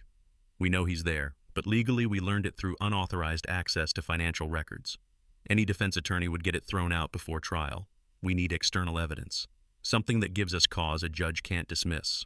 I stared at the satellite image of the villa. My son was under that roof, alive, imprisoned, while I stood here bound by the same laws I'd spent 30 years upholding. How do you tell a father his son has been buried alive in the dark for 2 weeks while the world mourned his funeral? You don't. You find another way. Then we manufacture probable cause, I said quietly, because I'm not leaving my son in that hole one more night. Sterling looked at me for a long moment. Former Chief Justice Arthur Calloway suggesting they break the law. You understand what you're saying? I understand exactly what I'm saying. I met his gaze. The question is whether you're willing to help me do it. His silence stretched between us. Outside the office window, Boston traffic hummed past oblivious. People going about their lives while my son lay imprisoned beneath Cape Cod soil. Finally, Sterling pulled the map closer. Let's talk about our options. The abandoned house smelled like rot and failure, but Sterling walked through it like he was staging a crime scene, which I realized was exactly what we were doing. Day 17, 6 p.m., suburban Boston, a neighborhood where foreclosures outnumbered occupied homes. Sterling had chosen this particular house with precision. 2-story colonial boarded windows, overgrown yard, private enough for what we planned, visible enough that Vivian wouldn't suspect a setup. I'm roughly Julian's build, Sterling said, measuring himself against the doorframe. In dim light bandaged, she'll believe it's him long enough to act. I swept my flashlight across the peeling wallpaper, the water-stained ceiling. And if she realizes it's a trap before she incriminates herself, then we've shown our hand and Julian stays in that chamber until we find another way. Sterling's voice was matter-of-fact. But we won't get another chance. She'll disappear if she knows we're this close. I walked to the window, peering through a gap in the boards. The street was empty, silent, except for distant traffic. She's too smart to just walk in here because someone tips her off. Agreed. Sterling pulled out a laptop, Julian's laptop recovered from the yacht wreckage. But she can't ignore this, financial access codes to the company accounts. If she thinks Julian's alive and has this, she'll have to act. It's not enough. I turned from the window. She'll smell the trap. We need something that makes her believe Julian escaped on his own, that this isn't FBI involvement. Sterling studied me. What are you thinking? She's tracking me. The chip from my car, we use it. I activate it, drive here like I'm visiting Julian secretly. She follows my signal, sees me enter, sees me leave. Then she investigates and finds him alone. You're making yourself the trail.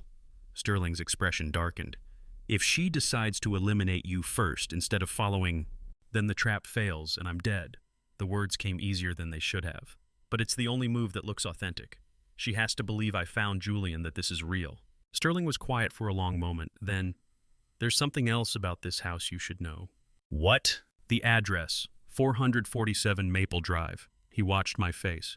Michael Carver's family lived here, before Victoria Crane destroyed him and they lost everything to foreclosure. The air felt suddenly colder. Your first victim. Her first victim, Sterling corrected. If she recognizes this address when she runs it, the psychological pressure might push her to act rashly, make a mistake, or make her more cautious. It's a gamble either way. Sterling pulled out his phone. But every detail has to sell the story. This location does that. By 7:30 p.m., the trap was taking shape. Sterling coordinated through encrypted channels while FBI tactical teams moved into position. Hidden cameras in 3 rooms. Audio surveillance wired through the walls. Unmarked vehicles staged 2 blocks away, close enough to respond, far enough to stay invisible. Nobody moves until she attempts physical harm, Sterling said into his phone, pacing the first-floor hallway. We need her to cross the line on camera. Entering with intent isn't enough, we need the act. I checked the second-floor bedroom where Sterling would position himself. Dusty mattress on the floor, 1 window with a clear sightline to the street. What if she brings someone else to do it? Then we get them both. Conspiracy to commit murder is enough for the warrant. Sterling appeared in the doorway. Once she's in custody, we execute the warrant on the villa. Get Julian out. The timing was military precise. I would arrive at 8 p.m., stay 15 minutes, leave. Sterling would position his injured Julian in the upstairs bedroom. Vivian would have a 30-minute window to act before I supposedly returned. Long enough for her to make a move. Short enough she'd feel pressure. Surveillance is hot, Sterling confirmed at 8:15 p.m., pressing his earpiece. All positions green, we're live. I realized with cold clarity I wasn't just setting a trap. I was volunteering as bait. Vivian had killed 3 men already. What made me think I'd be different? But Julian was in a hole, 17 days underground. And I'd spent my whole career believing in law and order and proper procedure. Look where that got us. Sometimes justice required getting your hands dirty. Dusk fell, fast shadows pooling in the house's corners. Sterling opened a duffel bag I hadn't noticed before. Inside, bandages, medical tape, IV tubing, and clothes. Are those? My voice caught. Julian's hospital clothes from the yacht rescue. Sterling pulled out the shirt and I could see the dark stains across the fabric. Blood. Julian's blood from 17 days ago. Still in evidence, I signed them out. Why? Because if she gets close enough to examine him, the blood will be forensically authentic. Sterling met my eyes. Your son's DNA, his blood type. It makes the bait perfect. I stared at the stained clothes, at the physical evidence of the day I thought I'd lost Julian forever. Now we were using his blood to catch his captor. How does a father gamble his own life on the chance that a serial killer will choose greed over caution? The answer when there's no other choice left. Sterling began wrapping bandages around his head and arms, obscuring his features. In the dim light, with the right posture, the right clothing, yes, he could pass for Julian. Injured, barely conscious. A target too tempting to ignore. Last chance to reconsider, Sterling said, his voice muffled by bandages. Once you activate that chip, we're committed. I pulled the tracking device from my pocket. Small, black. A button on top that would broadcast my location to Vivian's monitoring system. Everything hinged on this moment. My son has been in a hole for 17 days, I said. I'm done reconsidering. Sterling positioned himself on the upstairs mattress, arranging his body to look unconscious. Then let's catch a serial killer. 8:45 p.m. FBI teams confirmed, ready through Sterling's earpiece. Cameras rolling, surveillance active. The house was a loaded gun waiting to fire. I held the tracking chip activation device. Smooth and cold against my palm, my thumb hovered over the button. Either the trap springs tonight or tonight is my last night. I pressed down. The device vibrated once, confirming activation. Somewhere in Cape Cod on Vivian's monitoring screen, my location just appeared. 447 Maple Drive, suburban Boston. I checked my watch, 8:47 p.m. If the pattern held, she'd move within hours. The waiting game had begun. The headlights cut through the darkness at 11:23 p.m., and my earpiece crackled with Sterling's voice. 2 subjects, medical bags visible, approaching front entrance. It's showtime. 26 hours since I'd activated the chip. 26 hours of watching surveillance feeds, tracking Vivian's movements, waiting for her to take the bait. She'd been cautious, circling, verifying. Now, day 18, she'd finally come. I sat in the FBI surveillance van 2 blocks from the abandoned house watching infrared feeds on 3 monitors. A black sedan idled in the overgrown driveway. 2 figures emerged. Vivian moved first fluid, confident, predatory. The second figure hesitated before following. "Zoom camera 2, I said to the technician beside me. The image sharpened. Dr. Cedric Ashford, 53, Vivian's personal physician, the man who'd falsified Julian's DNA identification. I'd suspected he was involved, but seeing him here carrying a medical supply bag preparing to commit murder himself, that confirmed everything. He came personally. I said something cold settling in my chest. Not just complicit, active participant. Sterling's voice came through the comms. "I can see syringe cases through the night vision. At least 3 separate injections prepared." "Copy," the FBI tactical commander said from the front of the van. "All units hold position. We need them to cross the line on camera." Vivienne approached the front door while Dr. Ashford checked their surroundings, nervous scanning the empty street. She picked the lock in 12 seconds professional-grade skill, and they disappeared inside. Camera feeds switched to interior infrared. I watched them move through the first floor, Vivian leading Dr. Ashford following. She pointed toward the stairs. They began climbing. My heart hammered against my ribs. Sterling was up there, bandaged, positioned on that filthy mattress, wearing Julian's blood-stained clothes. If Vivian saw through the disguise too soon. "Steady," Sterling murmured through the comms as if reading my mind. "I've got this." They reached the second floor. The bedroom door was already open. Vivian entered first, Dr. Ashford behind her, both silhouetted in the doorway by dim emergency lighting we'd positioned to obscure details. Vivian approached the mattress, pulled something from her bag. The syringe caught the light, clear liquid inside enough to kill. But she didn't inject immediately. She crouched beside Julian, studying him. Then she began speaking, her voice clear through the hidden microphones. "You thought your father was investigating me?" Vivian's tone was almost conversational. "That chip was mine from the start. I planted it in his arm. I led him exactly where I wanted." Dr. Ashford shifted uncomfortably. "Vivian, just administer it. We need to leave." She ignored him, still focused on the bandaged figure. "The chip in Arthur's arm, did you really think he discovered it? Every move he made I tracked. Every surveillance run, every meeting with Sterling. I knew it all." I listened, and something clicked into focus. She still believed she was the hunter, not the prey. Even now, standing in our trap, she thought she'd won. "Your father led us right to you, Julian." Vivian continued, raising the syringe toward Sterling's exposed arm. "How poetic. He thought he was investigating me while I used him to find you. And now you both—" Sterling tore off the bandages and sat up in one fluid motion. "Wrong, Julian." Vivian froze, syringe still in hand, her face finally showing something other than confidence. Shock, then calculation.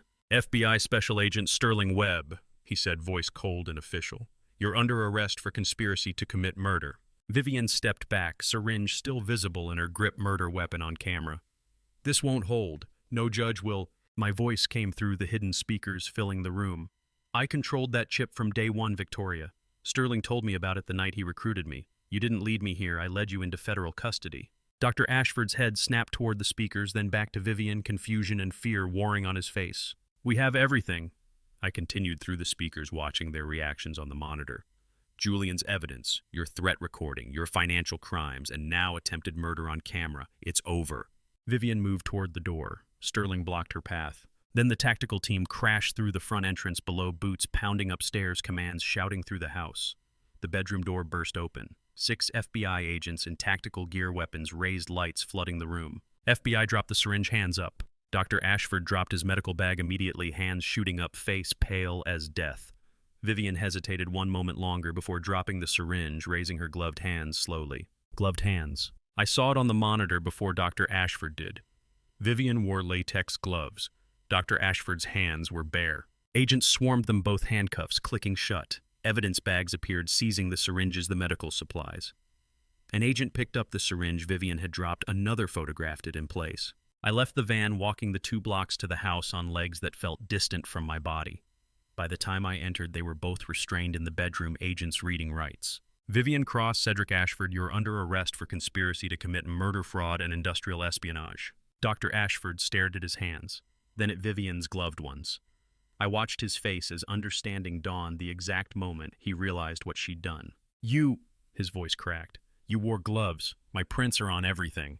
Vivian's expression didn't change. Cold, calculating. "You were always the fall guy, Cedric. You just didn't know it yet."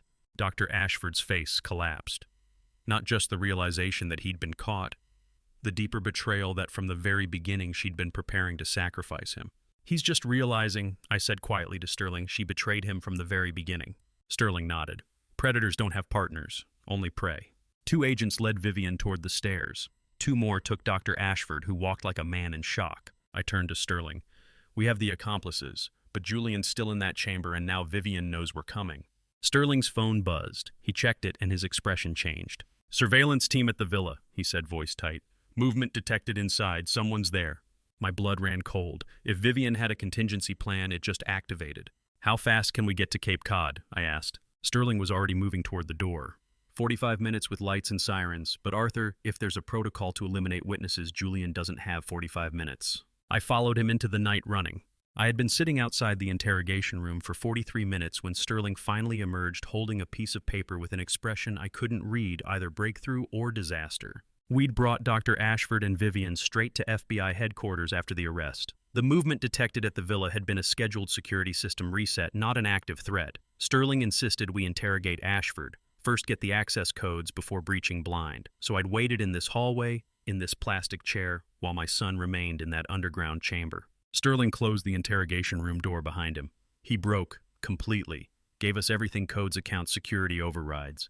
I stood. Why now? Why turn on her? Sterling handed me the paper, a printed photograph. Airline ticket. Boston to Geneva, one-way departing October 25th. Business class. Single passenger, Vivian Cross. He found this in her bag during the drive to the house, Sterling said. Geneva. 1 ticket. She was leaving him to face everything alone. I stared at the ticket. October 25th was 6 days from now. After Julian died in that chamber, after Dr. Ashford took the fall for the murder, Vivian would have disappeared to Switzerland with her stolen millions. She planned to abandon him from the start, I said, just like she abandoned every other accomplice. Sterling took the photo back. That's what broke him. Not the arrest, not the evidence. The realization that he was never her partner, just another tool she'd discard. The bitter irony wasn't lost on me. Victoria Crane's own betrayal pattern, the thing that had made her so dangerous for so long, was what finally saved Julian's life. If she'd shown Dr. Ashford even the pretense of loyalty, he might have stayed silent. Instead, she'd prepared to throw him away like all the others. What did he give you? I asked. Cellar access codes, security system override, timeline. Sterling's voice was steady, clinical. Julian's been held for 18 days, medical equipment keeping him alive, temperature-controlled environment, IV nutrition. Dr. Ashford visited twice to monitor his condition. 18 days, underground, alone. When do we go? I asked. Now, hostage rescue team is mobilizing. By 6 p.m. day 19, I stood in the FBI Tactical Operations Center watching a team plan the assault. Maps of the Cape Cod villa covered the walls, satellite imagery, floor plans, Dr. Ashford's hand-drawn layout of the underground chamber. The HRT commander, a woman named Sarah Martinez, 42, 15 years in tactical operations, ran through the approach vector. Helicopter insertion at 3 a.m. Disable security using Ashford's override codes. Breach through main entrance. Locate chamber access behind wine cellar's false wall. Medical team prepared for hypothermia, malnutrition, psychological trauma. 18 days in an underground chamber. What would that do to someone? Entry sequence, Commander Martinez continued. HRT goes in first, medical team second. Family members remain in the helicopter until scene is secured. No, I said. Everyone turned to look at me. That's my son in that hole, I said. I'm not waiting in a helicopter. Mr. Calloway, I've waited 18 days. I'm going in that door. Sterling started to object, but something in my expression stopped him. We stared at each other for a long moment. Then he turned to Commander Martinez. He follows behind me, Sterling said. Under my direct supervision. He follows my orders exactly. No heroics. I nodded. Agreed. Day 20. 3 a.m. The helicopter cut through darkness over the Atlantic, rotors pounding in my chest.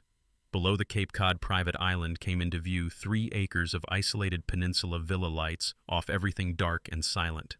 We'd been airborne for 23 minutes. I'd spent that time staring at Dr. Ashford's chamber layout, reinforced steel door, medical equipment, 1 hospital bed, 1 prisoner, 1 son. 18 days, I said to Sterling over the headset. What condition will he be in? The medical equipment suggests she kept him alive intentionally, Sterling said. Hold on to that. The helicopter descended onto the villa's front lawn. HRT team deployed, first weapons raised, night vision active. Sterling and I followed with the medical team. The house looked abandoned, windows dark, no movement, no sound except ocean wind. Commander Martinez approached the security panel by the front door, entered Dr. Ashford's override code, 8 digits. The panel's red light turned green. "Security system disabled," she said into her comms. "No movement inside, proceeding to basement level." We moved through the villa in tactical formation. Expensive furniture covered in dust covers. Kitchen unused. Everything preserved like a tomb. The wine cellar door stood open at the back of the house. Down stone steps. Temperature dropping with each level. The wine cellar rows of empty racks, bottles removed or never filled. A facade. Commander Martinez's team examined the back wall. "Here," one agent said, finding the seam. "False panel." They pulled the panel away. Behind it, concrete corridor. LED emergency lights. And at the end, a reinforced steel door with a keypad. My heart hammered so hard I thought everyone could hear it. Sterling stepped forward, pulling out the paper with Dr. Ashford's access code. 873426, he said, entering each digit. "Here we go." The keypad beeped. Lock mechanism clicked. Air pressure hissed. The door had been sealed. It swung open slowly and cold air rushed out. Maybe 45 degrees. I could see my breath. "Cold," I said. "Why is it so cold?" "Temperature regulation," Sterling said. "To keep him—" "Arthur, do you hear that?" I listened. Beneath the hum of medical equipment, beneath the rush of air breathing. The steel door swung open like a crypt unsealing. I thought I'm either rescuing my son or recovering his body. Commander Martinez's flashlight cut through the darkness. Medical equipment lined the walls, monitors, IV stands, tubes, cables. And in the center, a hospital bed, a figure. I started forward, but Sterling grabbed my arm. "Wait," he said. "Listen." I listened again. The breathing, it wasn't one pattern, it was two distinct rhythms, two people. "Julian's not alone down here," Sterling whispered. The underground cellar door swung open wider and cold air rushed out, carrying the faint, unmistakable sound of someone breathing in the darkness beyond. The chamber was 45 degrees and smelled like antiseptic and fear, but I barely noticed, because my flashlight had found Julian's face. "The second sound," Sterling said behind me. "It's the ventilation system. He's alone." But I wasn't listening. My son lay on a hospital bed in the center of the underground chamber, shackled at wrists and ankles, IV lines running to medical equipment that hummed and beeped in the cold darkness. Thinner than I remembered, how much weight had he lost? Beard growth obscuring his jaw, hospital gown hanging loose on his frame, but unmistakably Julian, unmistakably alive. I moved forward, boots echoing on concrete. Julian, can you hear me?" His eyelids flickered. Medical monitors showed steady heartbeat, oxygen levels, body temperature maintained at just above hypothermic. The equipment Vivian had purchased, she'd kept him alive, suspended between death and freedom for 18 days. 18 days in this hole, in this cold, alone. "Julian," I said again, reaching the bedside. My hand touched his shoulder, solid, real warm enough to live. "It's Dad. I'm here." His eyes opened. Not gradually, not confused, fully, immediately. Recognition instant and complete. He stared at my face like he was memorizing proof of rescue, like he'd imagined this moment so many times he needed to confirm it was real. "Dad." The word came out hoarse, throat damage from dehydration or screaming or 18 days of isolation. Maybe all three. "I'm here," I said, and my voice broke. "I'm getting you out. Hold on." Julian tried to sit up, but the restraints caught him. Metal cuffs at his wrists yanked him back down. He looked at them, then back at me, and something in his expression shattered whatever composure I had left. "You found me." His voice was barely a whisper. I knew you would." "Of course I found you." I fumbled with the handcuff at his right wrist, but my hands were shaking too badly. The key Sterling had given me wouldn't fit, or I couldn't make it fit. "These damn things—" "She said you'd never—" Julian's eyes stayed locked on mine. But I knew. "Sterling," I said, "I can't get them." Sterling appeared at my shoulder, took the key, unlocked the right cuff in one smooth motion, then the left. Then the ankle restraints. Metal fell away, and Julian's wrists, raw, bruised skin broken where he'd pulled against the shackles, were finally free. "There," Sterling said quietly. "He's free." Julian's hand shot out, gripping mine. Not like a handshake between men, but like a drowning child gripping a lifeline. I felt his 18 days of terror in that single squeeze, every hour he'd waited in this hole, every moment he'd believed I was coming, every second he'd fought not to give up hope. He'd been conscious. The realization hit me like a physical blow, not sedated, not unconscious, awake for all of it. 18 days aware that Vivian planned his death, that the world thought he was already dead, that his only chance was his father finding evidence no one else believed existed. 18 days of that kind of fear would break most men. But Julian was looking at me now, and despite the damage, despite the weight loss and the bruises and the raw wrists, his eyes were clear. He'd survived. He'd waited. He'd believed. "I'm so sorry," I said. "I should have found you faster." "You found me." Julian tried to speak more, but his throat wouldn't cooperate. He coughed, winced, tried again. "That's what matters." Footsteps behind us, medical team entering with equipment. A paramedic young woman, maybe 30 years old, moved to Julian's other side. "Sir, we need to assess him immediately," she said to me. "Hypothermia, dehydration, possible organ damage. We need to transport." I started to step back, but Julian's grip on my hand tightened. "Don't," he said. "I'm not going anywhere," I promised. "I'm staying right here." But I had to let them work. Had to watch them check vitals, adjust. IV lines prepare him for transport. Had to stand there useless while they did what I couldn't actually save him. Sterling's hand touched my shoulder. "Arthur, come outside. Give them space to work." "I can't leave him." "You're not leaving, but you can't watch this. Trust me." He was right. I couldn't watch them catalog the damage Vivian had done to my son. Couldn't stand in that chamber for one more second breathing air Julian had been breathing for 18 days. I followed Sterling up the concrete corridor, through the wine cellar, out into the villa's main floor. The FBI team was processing evidence, photographing everything, but I kept walking through the front door, across the lawn, down a rocky path to the shore. Cape Cod coastline. Atlantic Ocean stretching to the horizon. Autumn moon hanging low, painting the waves silver. 3:35 a.m. and the world was ending one day while beginning another. For the first time in 20 days, the dam Arthur Calloway had built the prosecutor's control, the investigator's focus, the judge's discipline finally cracked. I stood alone on those rocks, ocean wind cutting through my jacket, and I broke. Tears came like the waves below. Unstoppable. Uncontrolled. 20 days of holding it together, of not letting myself imagine finding Julian dead, of pushing forward on evidence and logic and procedure. All of it collapsed into this single moment of relief so overwhelming I couldn't breathe. "He's alive," I said to the empty ocean, to the moon, to no one and everyone. "My son is alive." I thought of Elizabeth, my wife dead 3 years, who'd never know this moment. "Elizabeth, he's alive, our boy." The waves crashed and pulled back, crashed and pulled back. The rhythm of it steadied me enough to speak again. Tonight I won the most important thing. Behind me, back in that chamber, medical equipment beeped, and on the wall beside Julian's bed, I'd seen it as the medical team entered, tally marks scratched into concrete with something metal. 18 marks, 18 days. Labeled in Julian's handwriting, "Day 1 Dad will come through, Day 18 still believing." He'd never lost faith. Footsteps on the rocks behind me. Sterling's voice, quiet and careful. "Arthur, Julian's stable. He wants to talk." I wiped my face, turned. "Talk about what?" "He says there's something about Vivian's handler, someone in the U.S. government, that we need to know before she lawyers up." Sterling's expression was grim. "The rescue is complete, but the conspiracy runs deeper than we suspected." I looked back at the ocean one more time, then followed Sterling toward the villa. My son was alive, and he had one more story to tell. Julian's eyes opened at 7:15 a.m., focused on my exhausted face beside the hospital bed, and his first words after 18 days in captivity were, "Are you okay, Dad?" I'd returned from the shore to find him unconscious, medical team working to stabilize his condition through the night. I'd sat in this plastic chair for 4 hours, watching monitors counting his breaths.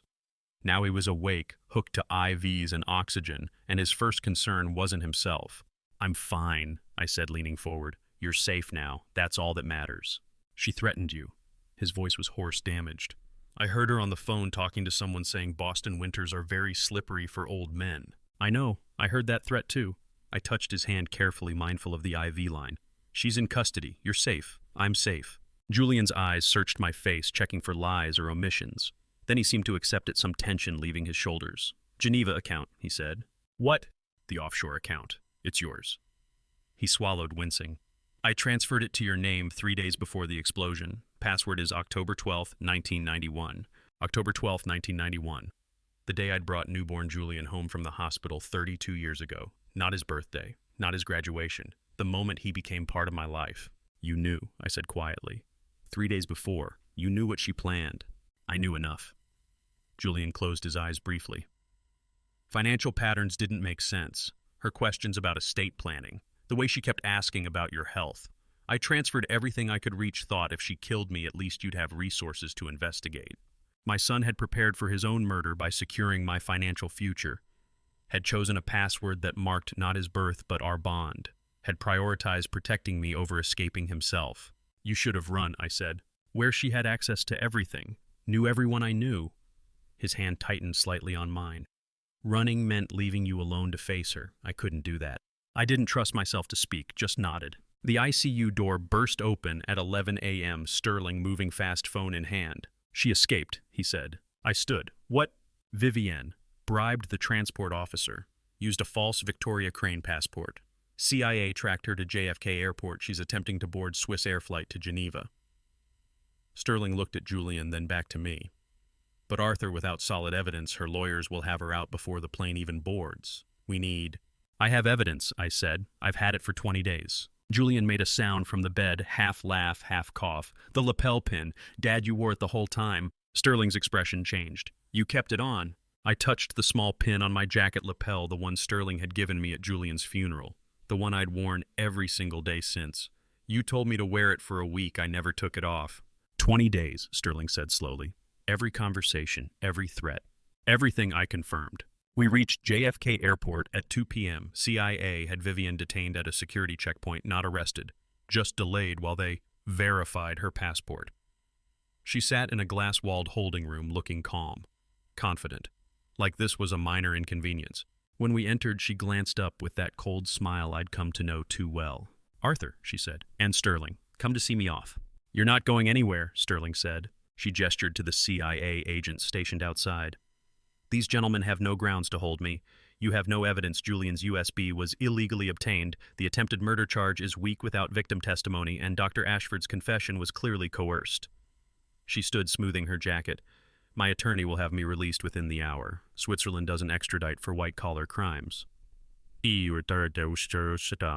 Actually, I said, stepping forward, we do have evidence. Her smile didn't waver. Really? What evidence? Your son's delusional accusations after 18 days in medical isolation. Any defense attorney will shred that. Not Julian's testimony. I reached up, removed the lapel pin from my jacket. Small, innocuous. The kind of thing you'd forget someone was wearing. This. I placed it on the inspection table between us. Vivienne looked at it, then at me. I don't understand. This pin, I said. Sterling gave it to me at Julian's funeral. It's been recording ever since. The color drained from her face. Not gradually, all at once. That's not possible, she said.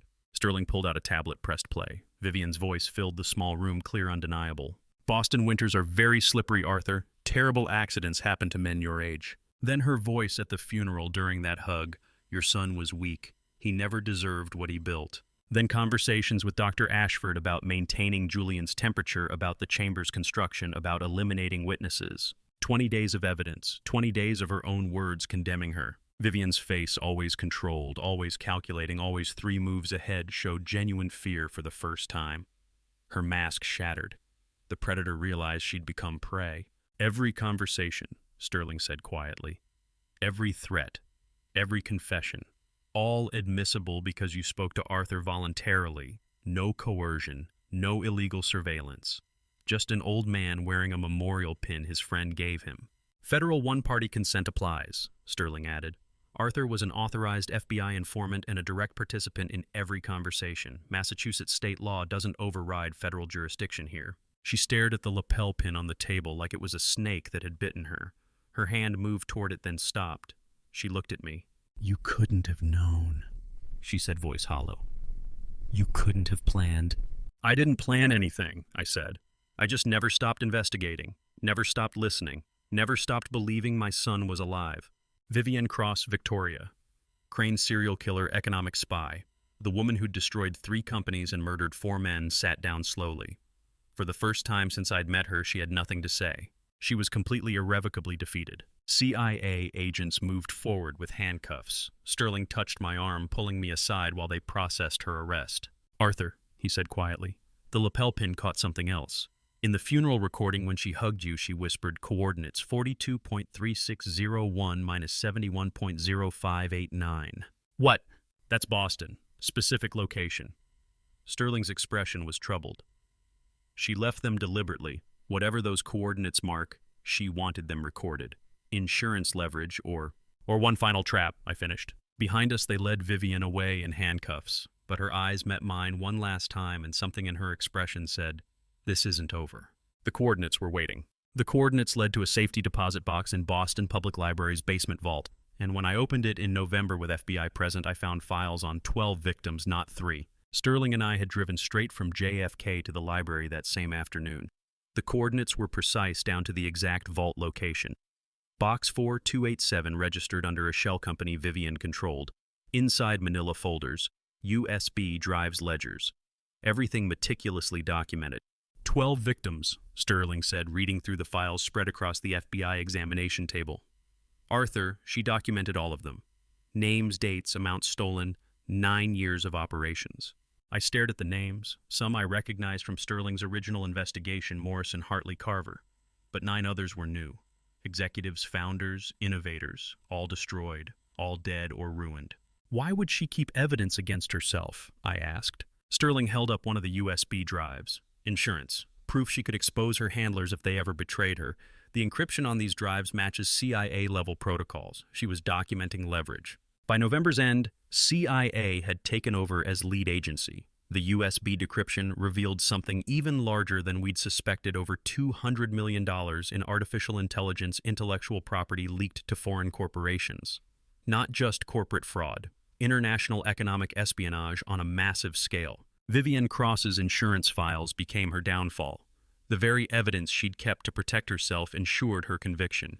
The investigation consumed the winter and spring. November through May 2024, FBI and CIA built an ironclad case. They exhumed the homeless man from Morrison's case. Forensic analysis found methanol tissue traces exactly matching the lapel pin recording where Vivian described staging accidents. Dr. Ashford cooperated fully, providing network details, handler contacts, operational protocols. Julian gave his deposition in March. I sat in the FBI observation room watching through one-way glass as my son faced prosecutors and defense attorneys for 6 hours of questioning. "Mr. Calloway," the lead prosecutor asked, "for the record, describe what you heard your wife say about previous victims." Julian's voice was steady, stronger than it had been in the ICU. She told Dr. Ashford, "This is what we did with Morrison. The yacht will look the same."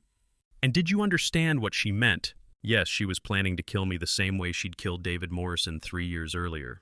I watched him testify, facing the attorneys, answering every question with precision, and saw that my son had become stronger than the ordeal that tried to break him. 18 days underground could have destroyed him. Instead, it forged something unbreakable.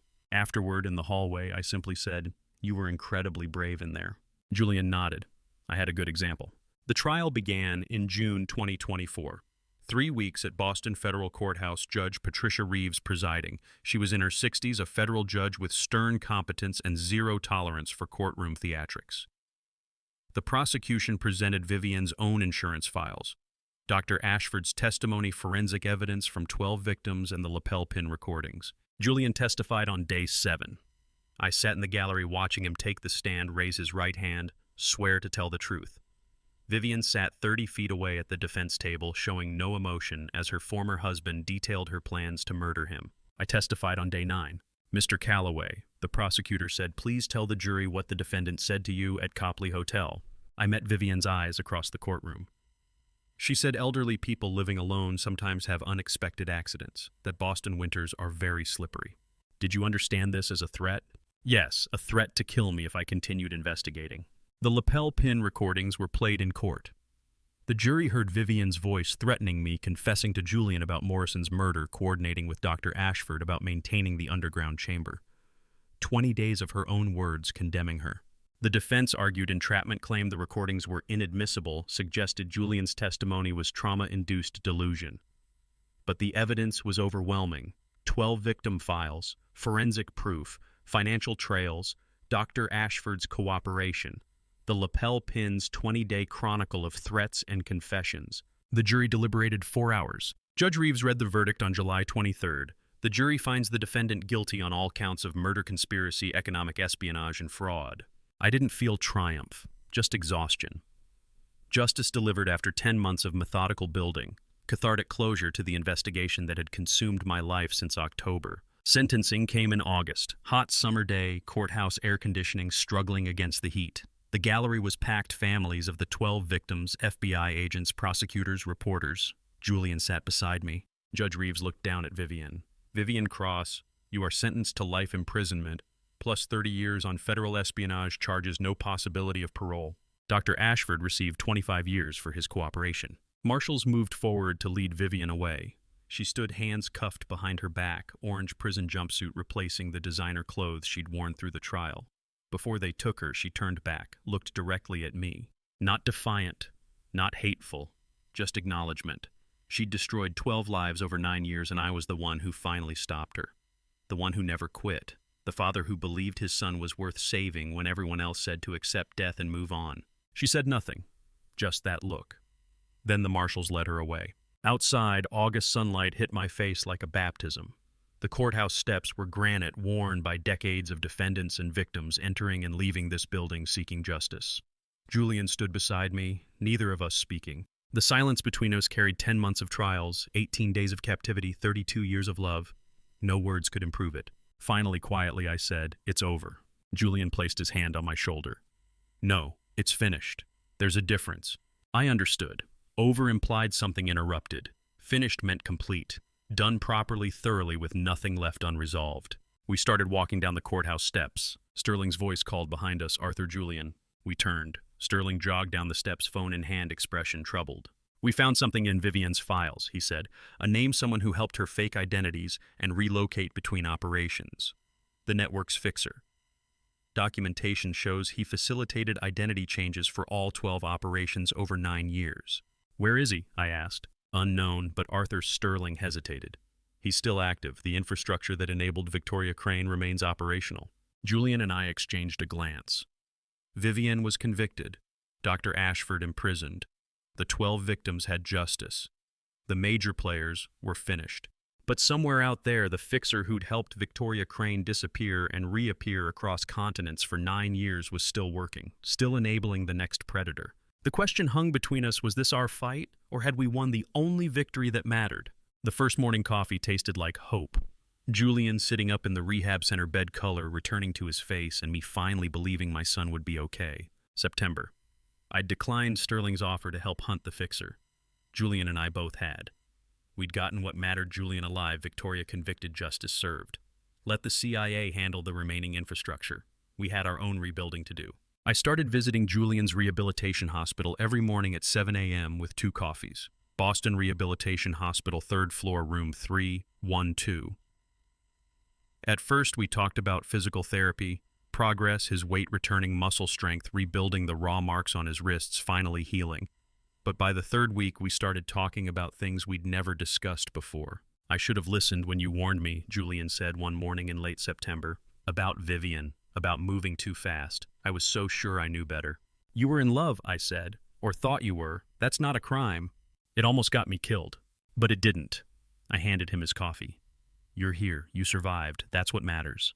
We talked about his mother that morning, about Elizabeth's death 3 years ago, about my grief, about the distance that had grown between us afterward. Things I should have said years ago but never found the words for. Turns out nearly losing him gave me the words. "Dad," Julian said in early October, physical therapy going well enough he could walk the hospital corridors now. "I want to do something with what we recovered. Turn it into something good." "What do you mean?"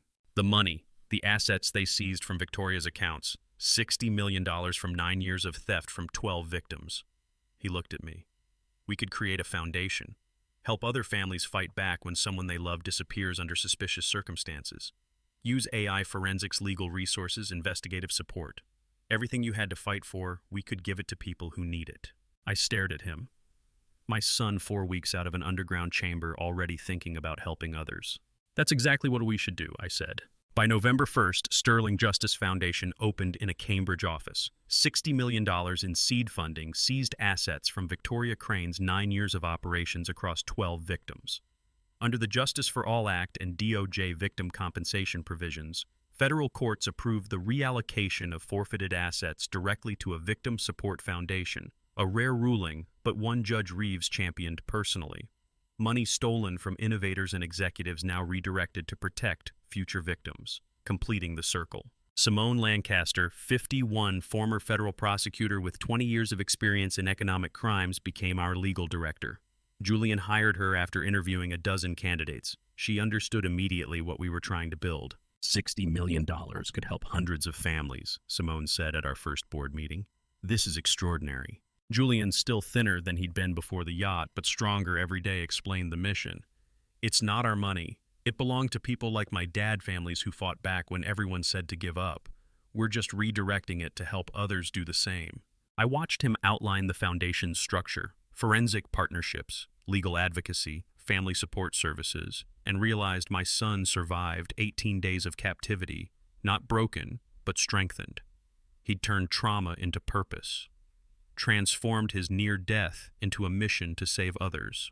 We're naming it after Sterling, I added. He saved both our lives. Without him, none of this exists. Sterling attended the November opening, uncomfortable with the attention but proud of what we'd built. He pulled me aside afterward. CIA completed the investigation, he said quietly. The fixer's real name is confirmed. We're tracking him in Prague. Arthur, if you and Julian want in on the operation. No, I said. We got Julian back. We stopped Victoria. That's enough.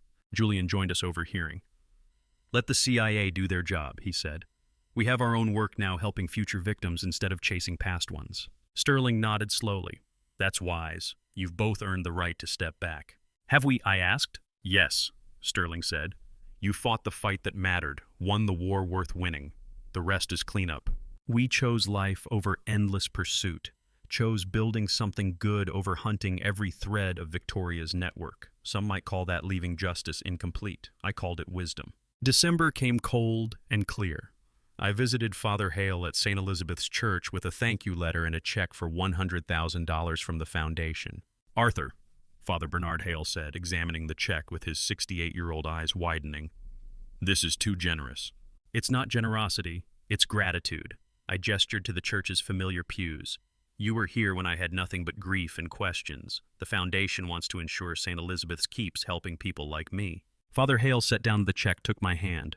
Arthur, you've turned suffering into salvation for others. That's grace. I just want to make sure no other father goes through what I did. You already have, he said quietly. The foundation will save lives you'll never meet. Children who will grow up with parents because you refused to give up on Julian. After Father Hale left to prepare for evening mass, I stayed. The church was empty. December light filtering through stained glass, casting colored shadows across empty pews. I knelt in the front row. My prayer rose through St. Elizabeth's rafters like incense. I prayed for the victims the foundation would save, families we'd help, children who'd keep their parents' spouses who'd get justice. I prayed for the 12 victims Victoria had destroyed. I prayed for Julian's continued healing. And I prayed for Emma Morrison, 6 years old now, living with her grandparents in Providence after Victoria Crane murdered her father, David Morrison, 3 years ago. Emma Morrison didn't know the Sterling Justice Foundation was secretly funding her education, full scholarship through college, anonymously arranged, connecting past tragedy to future hope. She'd grow up without her father, but she'd grow up with opportunities, with resources, with the knowledge that somewhere someone remembered what was taken from her. I finished praying, crossed myself, and stood. My phone buzzed. Text from Julian. Dad, first case just came in. Woman in Chicago says her tech exec husband disappeared. Police ruled suicide. She doesn't believe it. We can help her. I smiled. The foundation's work was beginning. Somewhere in Prague, Sterling tracked the fixer who'd made Victoria Crane possible. But here in Boston, Julian and I were building something that would outlast all of them. I texted back, I'll be there in 20 minutes. The future was waiting.